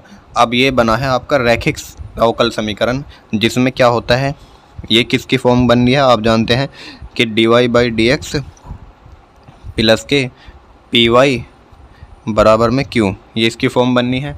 तो जहाँ पर ये पी और क्यू एक्स के फलन होते हैं और ये रैखिक अवकल समीकरण होती है, ठीक है। तो यहाँ पर लिखेंगे पी बराबर 2x बटे 1 प्लस एक्स स्क्वायर, पी बराबर यानी जो y की गुना में है, तो y की गुना में ये पूरा है, तो लिखेंगे p बराबर इतना, तथा q बराबर ये वाला पूरा का पूरा q का मान आ जाएगा कोट एक्स बटे 1 प्लस एक्स स्क्वायर, ठीक है। अब ये रैखिक समीकरण है तो इसके लिए हम क्या निकालेंगे, आई एफ निकालेंगे। तो आई एफ क्या होता है, ध्यान से देखिए। तो आई एफ का मान क्या होता है, ई की पावर पी डी एक्स होता है, ठीक है। तो ई की पावर पी का मान कितना है, अभी पीछे लिखा था हमने, देख सकते हो आप, 2x बटे 1 प्लस एक्स स्क्वायर और डी एक्स। अब देखिए एक्स स्क्वायर का अवकलन ऊपर रखा हुआ है 2x, या कह सकते हो 1 प्लस एक्स स्क्वायर का अवकलन डायरेक्ट ऊपर रखा हुआ है, तो हम क्या लिख सकते हैं इसको, ई की power log 1 plus x square, क्योंकि 1 log x का समाकलन कितना होगा, log x का अवकलन कितना होगा 1/1 प्लस एक्स स्क्वायर, और फिर इसका अवकलन हो जाएगा 2x। तो ये डायरेक्ट हम लिख सकते हैं log 1 प्लस एक्स स्क्वायर, और ई से log हमेशा ख़त्म हो जाएगा, तो 1 प्लस एक्स स्क्वायर कितना आ गया, आई एफ आ गया आपका। अब आई एफ निकालने के बाद इसका हल निकालते हैं, तो हल क्या होता है, वाई आई एफ, तो वाई आई एफ बराबर होता है क्यू आई एफ और इसका समाकलन डी एक्स, ठीक है, ये होता है, और प्लस में सी। तो वाई आई एफ की वैल्यू कितनी आ जाएगी, 1 प्लस एक्स स्क्वायर बराबर क्यू की वैल्यू कितनी थी, कोट एक्स बटे 1 प्लस एक्स स्क्वायर, और आई एफ की वैल्यू कितनी है 1 प्लस एक्स स्क्वायर। अब इसका समाकलन करेंगे डी एक्स प्लस के सी, 1 प्लस एक्स स्क्वायर से 1 प्लस एक्स स्क्वायर कैंसिल, तो वाई 1 प्लस एक्स स्क्वायर और आ जाएगा बराबर में कोट एक्स प्लस में सी। अब कोट एक्स का समाकलन आप सभी जानते हैं log साइन एक्स होता है, प्लस में सी वाई 1 प्लस एक्स स्क्वायर। तो वाई की वैल्यू आप लिख सकते हैं या फिर इतना ही छोड़ दीजिए, यहीं पर आपका आंसर हो जाएगा, ठीक है। या अगर और करना चाहते हैं तो वाई बराबर आ जाएगा log साइन एक्स बटा 1 प्लस एक्स स्क्वायर और प्लस में सी बटे 1 प्लस एक्स स्क्वायर, इतना भी कर सकते हो, मर्जी आपकी, यहाँ तक छोड़ सकते हो। तो रैखिक अवकल समीकरण से 8 नंबर का सवाल पूछा जाता है, इसकी प्रैक्टिस अच्छे से कर लेना। इसके और भी सवाल होंगे, हम डेली एक क्वेश्चन सोल्व कर रहे होंगे रैखिक अवकल समीकरण से, ठीक है। अब नेक्स्ट क्वेश्चन की ओर बढ़ते हैं, यहाँ तक नोट करो पहले। देखिए क्वेश्चन नंबर 23, ये आपका एक वेक्टर वाले चैप्टर से है, 10 जो चैप्टर है, 2 सदिशों दिया है और इनके बीच का कौन पूछा है आपसे। 4 ऑप्शन दिए गए हैं, 2023-24 2 साल से लगातार आ रहा है, तो इस साल भी आने के चांसेस हैं। तो जब भी आपसे 2 सदिशों के बीच का कौन पूछे तो आपको फॉर्मूला याद होना चाहिए, कोस थीटा बराबर वेक्टर ए डॉट बी बटे में वेक्टर ए का मोड और वेक्टर बी का मोड। तो वेक्टर ए का मान ये है और वेक्टर बी का मान ये है। तो रखिए यहाँ पर इन दोनों का डॉट प्रोडक्ट करना है, तो डॉट प्रोडक्ट कैसे करते हैं, 3i माइनस के 2j प्लस के डॉट 2i प्लस के j प्लस के 3k, ठीक है। वेक्टर ए का मोड, वेक्टर ए का मोड क्या हो जाएगा, जो i का गुणांक है इसका वर्ग 9 और j का गुणांक इसका वर्ग को जोड़ो 4 और k का गुणांक 1 का वर्ग यानी 1 इंटू b का मोड हो जाएगा 2 दूनी 4 और इसका जाएगा 1 और 3 3 9। अब इनका डॉट प्रोडक्ट करेंगे तो 3 दूनी 6 माइनस 2 एकम 2 और प्लस के 3 बटे 9 4 13 और 1 14 हो जाएगा अंडर रूट के, और 9 4 1 5 और 9 14, ये भी अंडर रूट 14 हो गया। ऊपर कितना बचा, 6 में से 2 गए 4 4 और 3 7, अंडर रूट 14 मिलकर के पूरा 14 बन जाएगा 14, और 7 से 14 गया 1/2। ये किसका मान आया, कोस थीटा का, लेकिन हमें क्या निकालना है थीटा, तो कोस को इधर ले जाएंगे, थीटा आ जाएगा कोस इनवर्स 1/2। तो कोस में 1/2 किसकी वैल्यू होती है, आप कहोगे सर 60 की होती है, तो यानी थीटा का मान कितना आ जाएगा 60 डिग्री। तो थीटा बराबर 60 यानी ऑप्शन नंबर ए राइट हो जाएगा। ठीक है, इस टाइप से क्वेश्चन आएगा। बीच का कोण का फॉर्मूला आपको अच्छे से याद होना चाहिए। नेक्स्ट क्वेश्चन देखिए, क्वेश्चन नंबर 24। देखिए स्टूडेंट्स, क्वेश्चन नंबर 24 है। इसमें लिखा है सिद्ध कीजिए 2i कैप माइनस जे कैप प्लस के कैप तथा i cap minus 3j cap minus 5k cap और 3i cap minus 4j cap minus के 4k कैप एक समकोण त्रिभुज की भुजाएं हैं। यानी जो 3 वेक्टर दिए गए हैं इसको सिद्ध करना है, समकोण त्रिभुज की भुजाएं हैं। दूसरा उसने बोला है त्रिभुज के शीर्ष जो शेष हैं, शेष बचे हुए 2 कोण भी ज्ञात करो। यानी अगर आप समकोण त्रिभुज है तो उसमें एक कोण तो 90 का हो गया, तो जो बचे 2 कोण हैं उनको भी हमें ज्ञात करना है। और पूरा 8 नंबर का क्वेश्चन आएगा। ठीक है, लॉन्ग क्वेश्चन है, इंपॉर्टेंट क्वेश्चन है। देख सकते हो कितनी बार पूछा गया है बोर्ड में, 9, 2016, फिर 18, 19, 20 और फिर 22 में, और NCERT का भी है। तो NCERT के तो सभी क्वेश्चन इंपॉर्टेंट है, तो ये भी इंपॉर्टेंट है। तो देखिए सबसे पहले हम मानेंगे, इसमें माना वेक्टर ए बराबर, इसका मान है 2i कैप माइनस जे कैप प्लस के कैप। वेक्टर बी का मान है i cap minus 3j cap minus के 5k कैप। और वेक्टर सी मान लिया हमने 3i minus 4j cap minus 4k cap. अब ये कह रहा है ये जो सदिश हैं इसको सिद्ध कीजिए एक समकोण त्रिभुज की भुजाएं हैं। मान लो एक समकोण त्रिभुज है। ठीक है, तो ये जो सदिश हैं वेक्टर ए, वेक्टर बी और वेक्टर सी, ये ऐसी भुजाएं होनी चाहिए जिनका जो समकोण त्रिभुज बनाएंगी। तो अगर मैं कहूँ वेक्टर ए का मोड निकाल के इसका मान आ जाएगा भुजा की लंबाई, क्योंकि ये तो हमें सदिश दी है, हमें तो भुजा की लंबाई पता होनी चाहिए। तो भुजा की लंबाई कैसे निकलेगी, इसका परिमाण। तो लिखेंगे वेक्टर ए का मोड बराबर, तो वेक्टर ए का मोड कितना आ जाएगा, 2 दूनी 4 और माइनस माइनस प्लस के 1 प्लस के 1, तो कितना आ गया 4 और 1 5 और 1 √6। वेक्टर बी का मोड कितना आ जाएगा, तो यहाँ पर लिखेंगे 1 का वर्ग 1, 3 × 9 और 5 × 5 = 25, 9 और 1 10 और 25 हो जाएंगे 35। और वेक्टर सी का मोड कितना आ जाएगा, आप कहोगे सर 3 का वर्ग 9 और 4 का वर्ग 16 और 4 का वर्ग 16, 9 16 25, 25 और 16 41, √41। अब क्या ये तीनों भुजाएं जो हैं मिलकर के एक समकोण त्रिभुज बनाएंगी? तो समकोण त्रिभुज तब बनाएंगी जब शेष 2 के वर्गों का योग तीसरी भुजा के वर्ग के बराबर आए, यानी पाइथागोरस प्रमेय को फॉलो करें। तो अब ध्यान से देखिए, अगर मैं √6 कर दूं, यानी कि √6 का वर्ग प्लस √35 का वर्ग, ये किसके बराबर आ रहा है? आप कहोगे सर √6 का वर्ग कितना आएगा, ये क्या शेष वाली भुजा के बराबर आ रहा है √41 के। तो √6 का वर्ग हो जाएगा 6 और ये आएगा 35 और ये आएगा 41, तो 41 बराबर 41। इसका मतलब जो है हम लिखेंगे अतः त्रिभुज ए बी सी एक समकोण त्रिभुज की भुजाएं हैं, क्योंकि पाइथागोरस प्रमेय फॉलो हो रही है।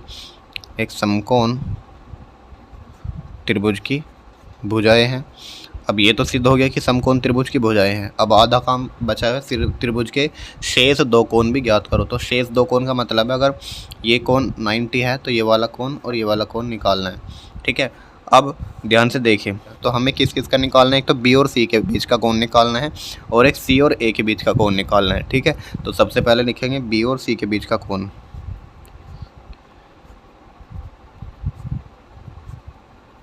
तो बी व सी के बीच का कोण क्या हो जाएगा, इनका भी निकाला था हमने फॉर्मूले से कि vector b dot vector c बटे वेक्टर बी का मोड और वेक्टर सी का मोड, ये हो जाएगा इसका फॉर्मूला। तो वेक्टर बी डॉट सी करिए, बी डॉट सी का मतलब यहाँ पर गुना करिए 3 एकम 3 और 3 चौके 12 प्लस के और 5 चौके 20 प्लस के बटे बी का मोड कितना आ जाएगा, अभी निकाला बी का मोड हमने √35 और √c यानी सी का मोड कितना है √41। तो यहाँ पर आ जाएगा 12 3 15, 15 और 20 35 बटे √35 और √41।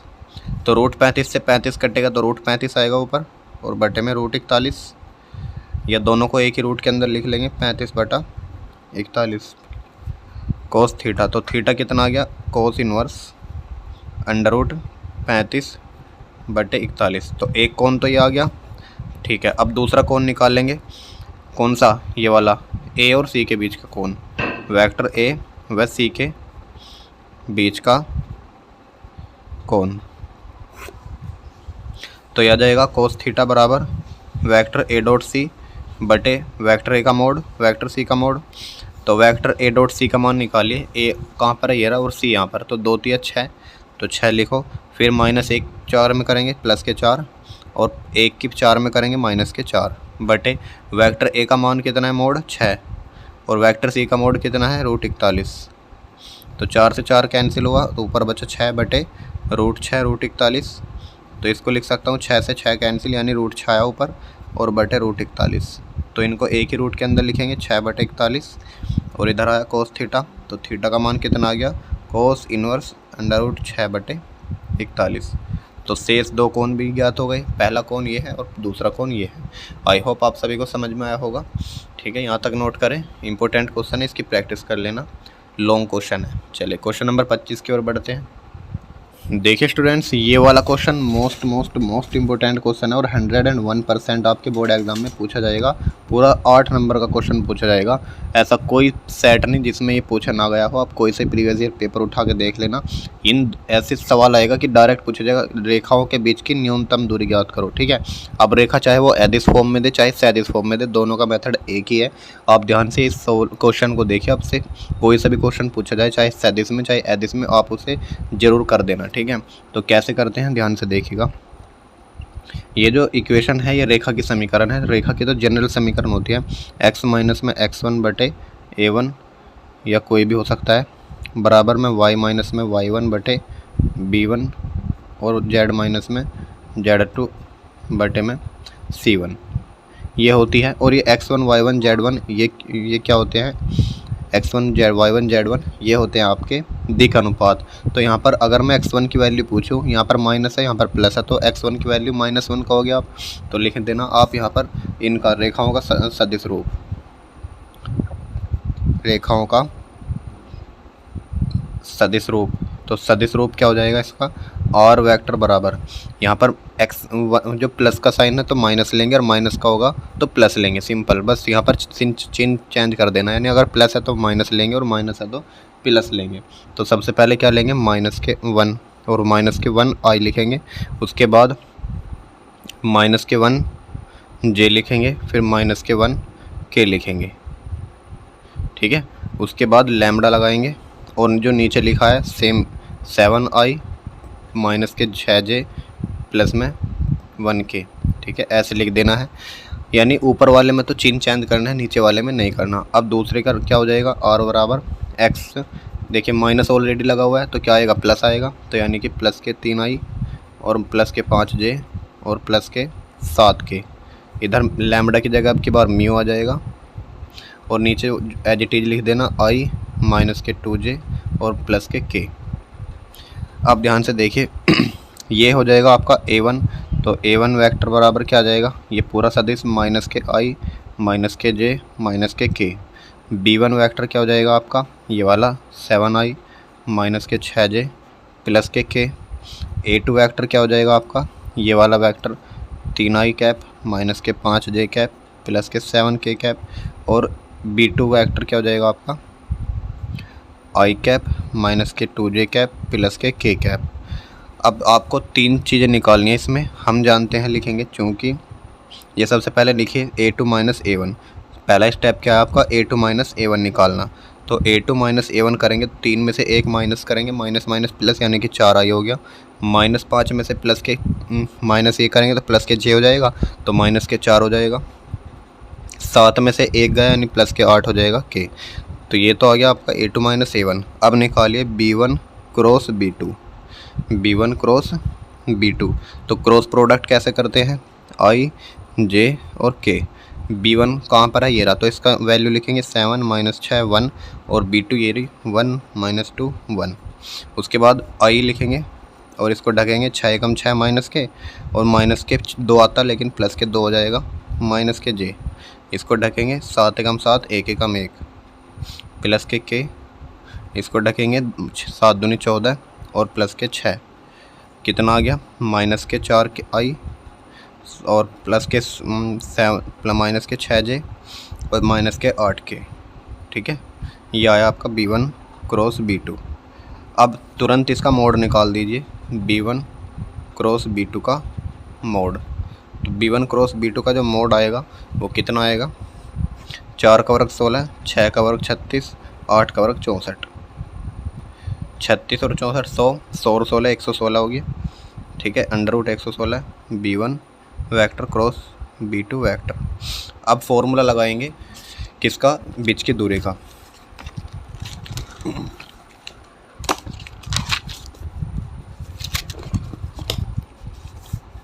तो लिखेंगे बीच की दूरी क्या होगा formula, b1 cross b2 dot a2 minus a1 और बटे b1 क्रॉस b2 का मोड, ठीक है, और टोटल का मोड। ये फॉर्मूला आप अच्छे से याद कर लीजिए, यही फॉर्मूला लगेगा बार बार, ठीक है। अब b1 क्रॉस b2 का मान पीछे से देख के लिख देना, जो भी मैंने बताया था अभी। देखिए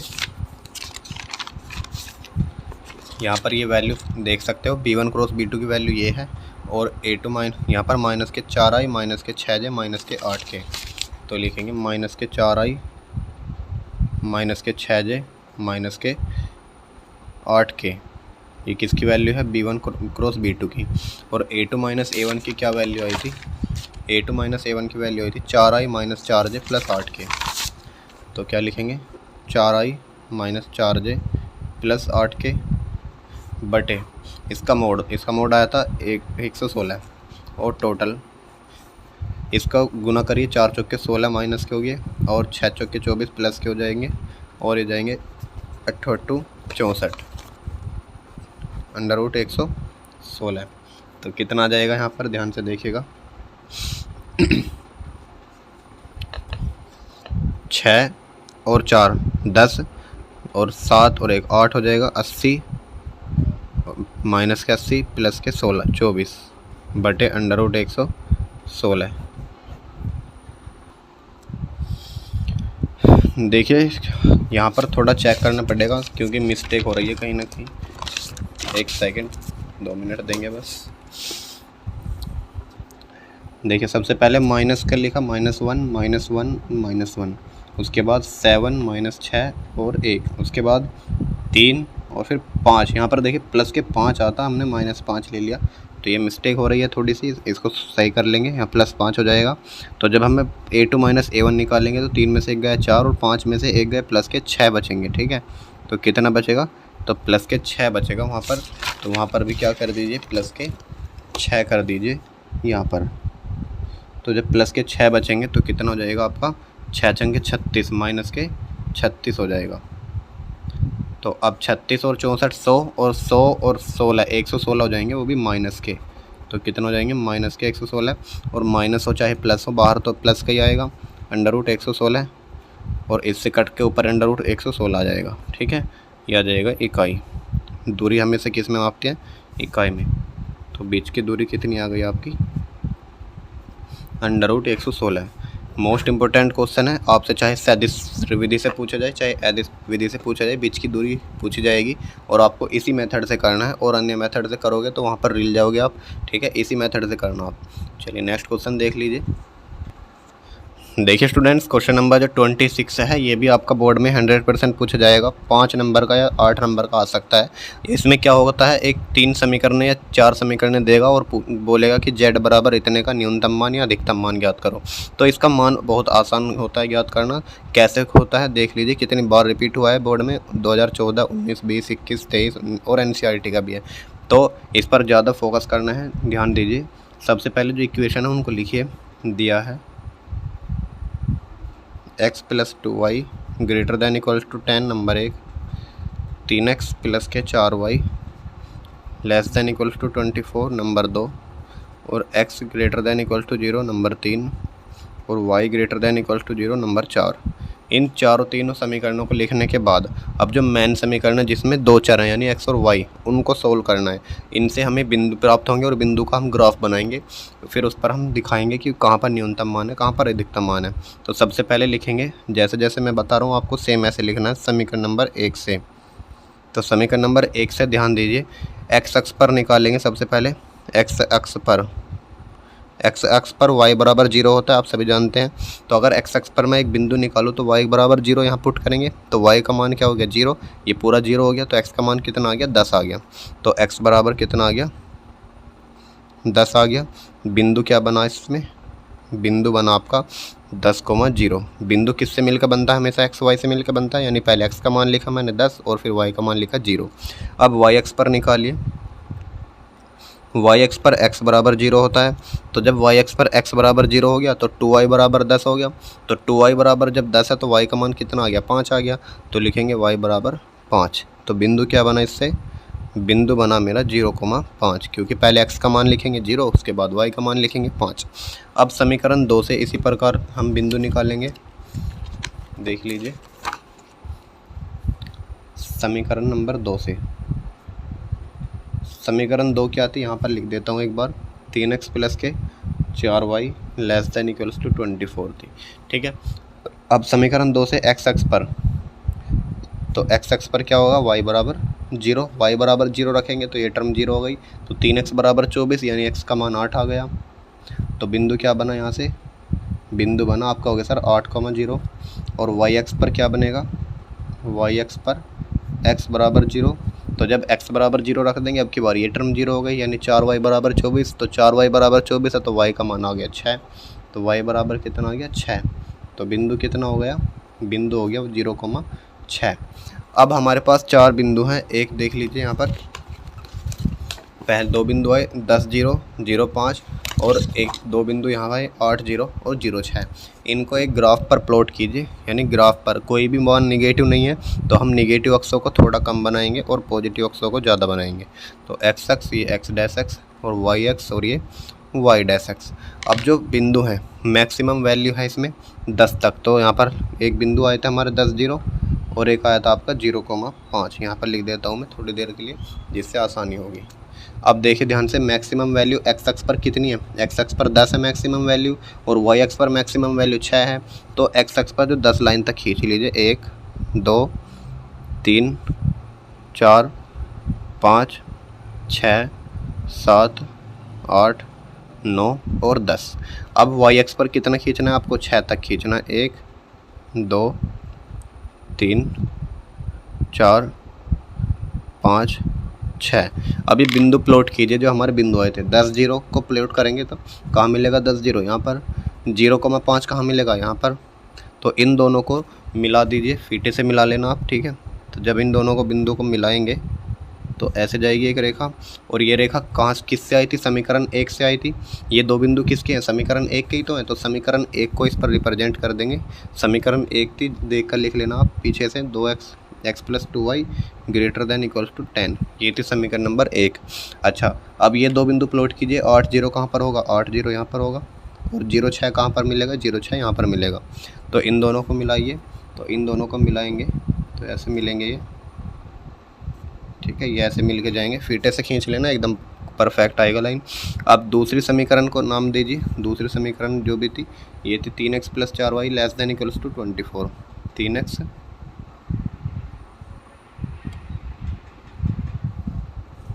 plus 4y less than equals to 24। अब हमें ग्राफ प्लॉट कर दिया। उसके बाद अब क्षेत्र निकालना है, एरिया। देखिए ध्यान से, ये जो इक्वेशन है x प्लस की 2y, ये 10 से बड़ी है। ये कहाँ पर जा रही है? 10 से बड़ी है पूरी इक्वेशन। तो 10 से बड़ी कहाँ पर मिलेंगे मुझे? सारे मान 10 से बड़े ऊपर की ओर मिलेंगे, इधर की ओर या फिर इधर की ओर। तो मेरा जो ग्राफ जाएगा ये इस लाइन का ऊपर की ओर जाएगा, यानी सारा का सारा ग्राफ कहाँ जाएगा? ऐसे जाएगा। अच्छा, इस वाली लाइन को देखिए, ये वाली लाइन जो है 24 से छोटी है। तो 24 से छोटी है, इसका मतलब नीचे की ओर आएगा। छोटे का मतलब नीचे की ओर कर देंगे, तो ये नीचे की ओर खुलेगी। ठीक है, ऐसे खुलेगी, ऐसे। और एक चौथी इक्वेशन थी x greater than equals to 0, एक थी y greater than equals to 0, ये थी। तो x का मान 0 से बड़ा है, तो x का y मान 0 से बड़ा है, तो ऊपर की ओर जाएंगे सारे। ठीक है, ऐसे। और y भी 0 से बड़ा है, तो y भी ऊपर की इधर की ओर खुलेंगे। तो ध्यान से देखिए, चारों के चारों एरो ज़्यादातर कहाँ पर मिल रहे हैं? किस एरिया में मिल रहे हैं? तो ज़्यादातर इस एरिया में मिल रहे हैं। देखिए, ये वाली लाइन इधर मिल जाएगी, ये मिल जाएगी, और ये वाई एक्स मिल जाएगा। इधर से एक्स ऊपर जाएगा तो ये भी मिल जाएगा। तो ये वाला जो एरिया है इसी को डार्क कर देना है आपको। जहाँ पर ये चारों बिंदु मिल रहे होंगे इसी को आपको डार्क कर देना है। तो ये आपका जो है क्षेत्र आ जाएगा। उसके बाद अब जो उसने पूछा है आपसे, यहाँ पर ध्यान देखिए, उसने पूछा है z बराबर 200x प्लस 500y का न्यूनतम मान ज्ञात कीजिए। अब यहाँ पर एक टेबल बनेगी। सबसे पहले लिखेंगे इधर कोणीय बिंदु, और इधर लिखेंगे z बराबर 200x प्लस 500y, और एक ऐसे खींचेंगे। ठीक है, अब हमारे पास कोण कितने आए थे, एक इस एरिया के कोण कौन से हैं। एक तो यहाँ पर है कोण, एक ये वाला कोण है, एक ये वाला कोण है, और एक ये वाला कोण है। ठीक है, तो ये वाला कोण इसको नाम दे देंगे A, इस वाले नाम को B और इस नाम को C। अब हमें ये वाला कोण नहीं पता, बाकी ये तो पता है ये कौन सा एंगल है 0,5 और ये कौन सा है 0,6, लेकिन इस कोण का नाम नहीं पता क्या है। तो इस कोण का मतलब है इन दोनों रेखाओं का प्रतिच्छेद बिंदु। तो इन दोनों रेखाओं का प्रतिच्छेद बिंदु और निकाल लो। इन दोनों इक्वेशन को सोल्व कर लीजिए। भाई x + 2y बराबर 10 है और 3x + 4y बराबर 24 है। तो इनको विलोपन विधि से हल कर सकते हो आप। तो इधर को थोड़ा सा मैं हल कर रहा हूँ यहाँ पर। समीकरण 1 व समीकरण 2 को हल करने पर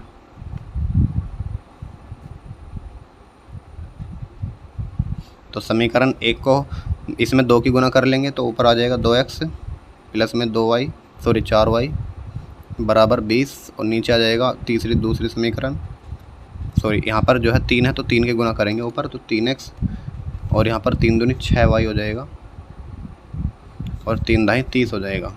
ठीक है, नीचे लिखेंगे 3x + 4y बराबर 24। तो दोनों को हटाएंगे, 3 से 3 गया, 6 से 4 गया तो 2 बचा, और 30 से 24 गया यानी 6 बचा, यानी y का मान कितना आ गया 2। तो जब y का मान 2 आ गया तो इसमें रख दीजिए x प्लस के 2 दूनी 4 बराबर 10, तो x का मान आ गया 6। तो प्रतिच्छेद बिंदु क्या आया आपका, प्रतिच्छेद बिंदु आया आपका 6 और 2। ठीक है, तो प्रतिच्छेद बिंदु कितना आ गया आपका, यहाँ पर जो है थोड़ी मिस्टेक हो गई है, 2 से 6 बार जाएगा तो 3 बार कटेगा, तो 2 या 6। तो जब y का मान इसमें रखेंगे तो यहाँ पर आएगा आपका 3 दूनी 6, तो x का मान आ जाएगा यहाँ पर 4, तो x बराबर आ जाएगा 4। तो जो बिंदु आया आपका 4,3 आएगा। ठीक है, बिंदु कितना आया है 4,3। तो अब इन कोने बिंदु को लिखिए। सबसे पहले A, B और C। A कौन सा है 0,6, B कौन सा है 0,5 और C कौन सा है 4,3। अब इन पर जो है आपको Z के मान निकालने, यानी ये x की वैल्यू ये y की वैल्यू। तो Z कितना आ जाएगा, x बराबर अगर 0 और y बराबर 6, तो यहाँ पर 0 रखेंगे तो 200 0 0 और 6 पंजे 3, यानी कि 3000 हो जाएगा आपका।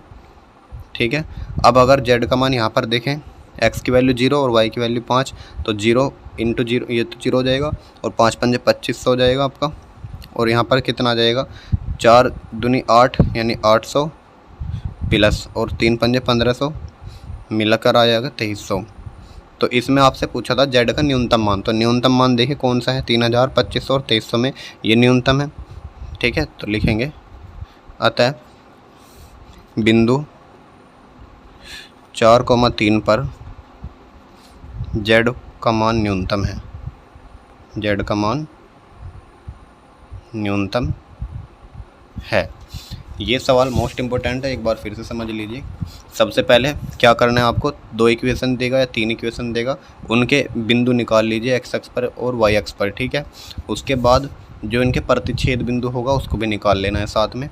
उसके बाद प्लॉट कीजिए ग्राफ। तीसरा जो हमारा स्टेप है वो है ग्राफ प्लॉटिंग का।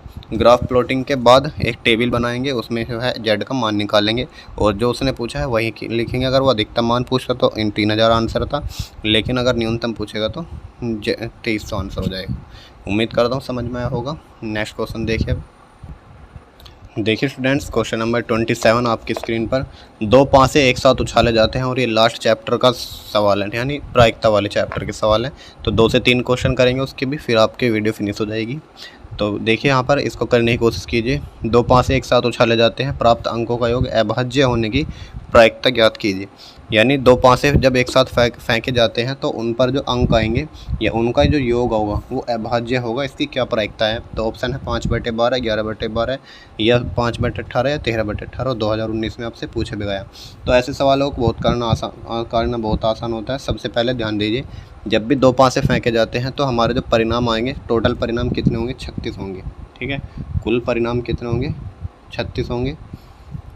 अब उन 36 परिणाम में कौन कौन से परिणाम होते हैं ध्यान से दीजिए। सबसे पहला 1 और 1 भी हो सकता है, 1 2 भी हो सकता है, 1 3 हो सकता है, यानी पहले 5 से पर 1 आया, उसके बाद 4 भी हो सकता है, 1 5 1 6, उसके बाद 2 2 2 3 सॉरी 2 1 2 2 2 3 2 4 2 5 और 2 6, और क्या होंगे 3 1 3 2 3 3 3 4 3 5 3 6 और 6 1 4 1 और 4 2 4 3 और 4 4 और 4 5 और 4 6, उसके बाद 5 1 5 2 5 3 5 4 5 5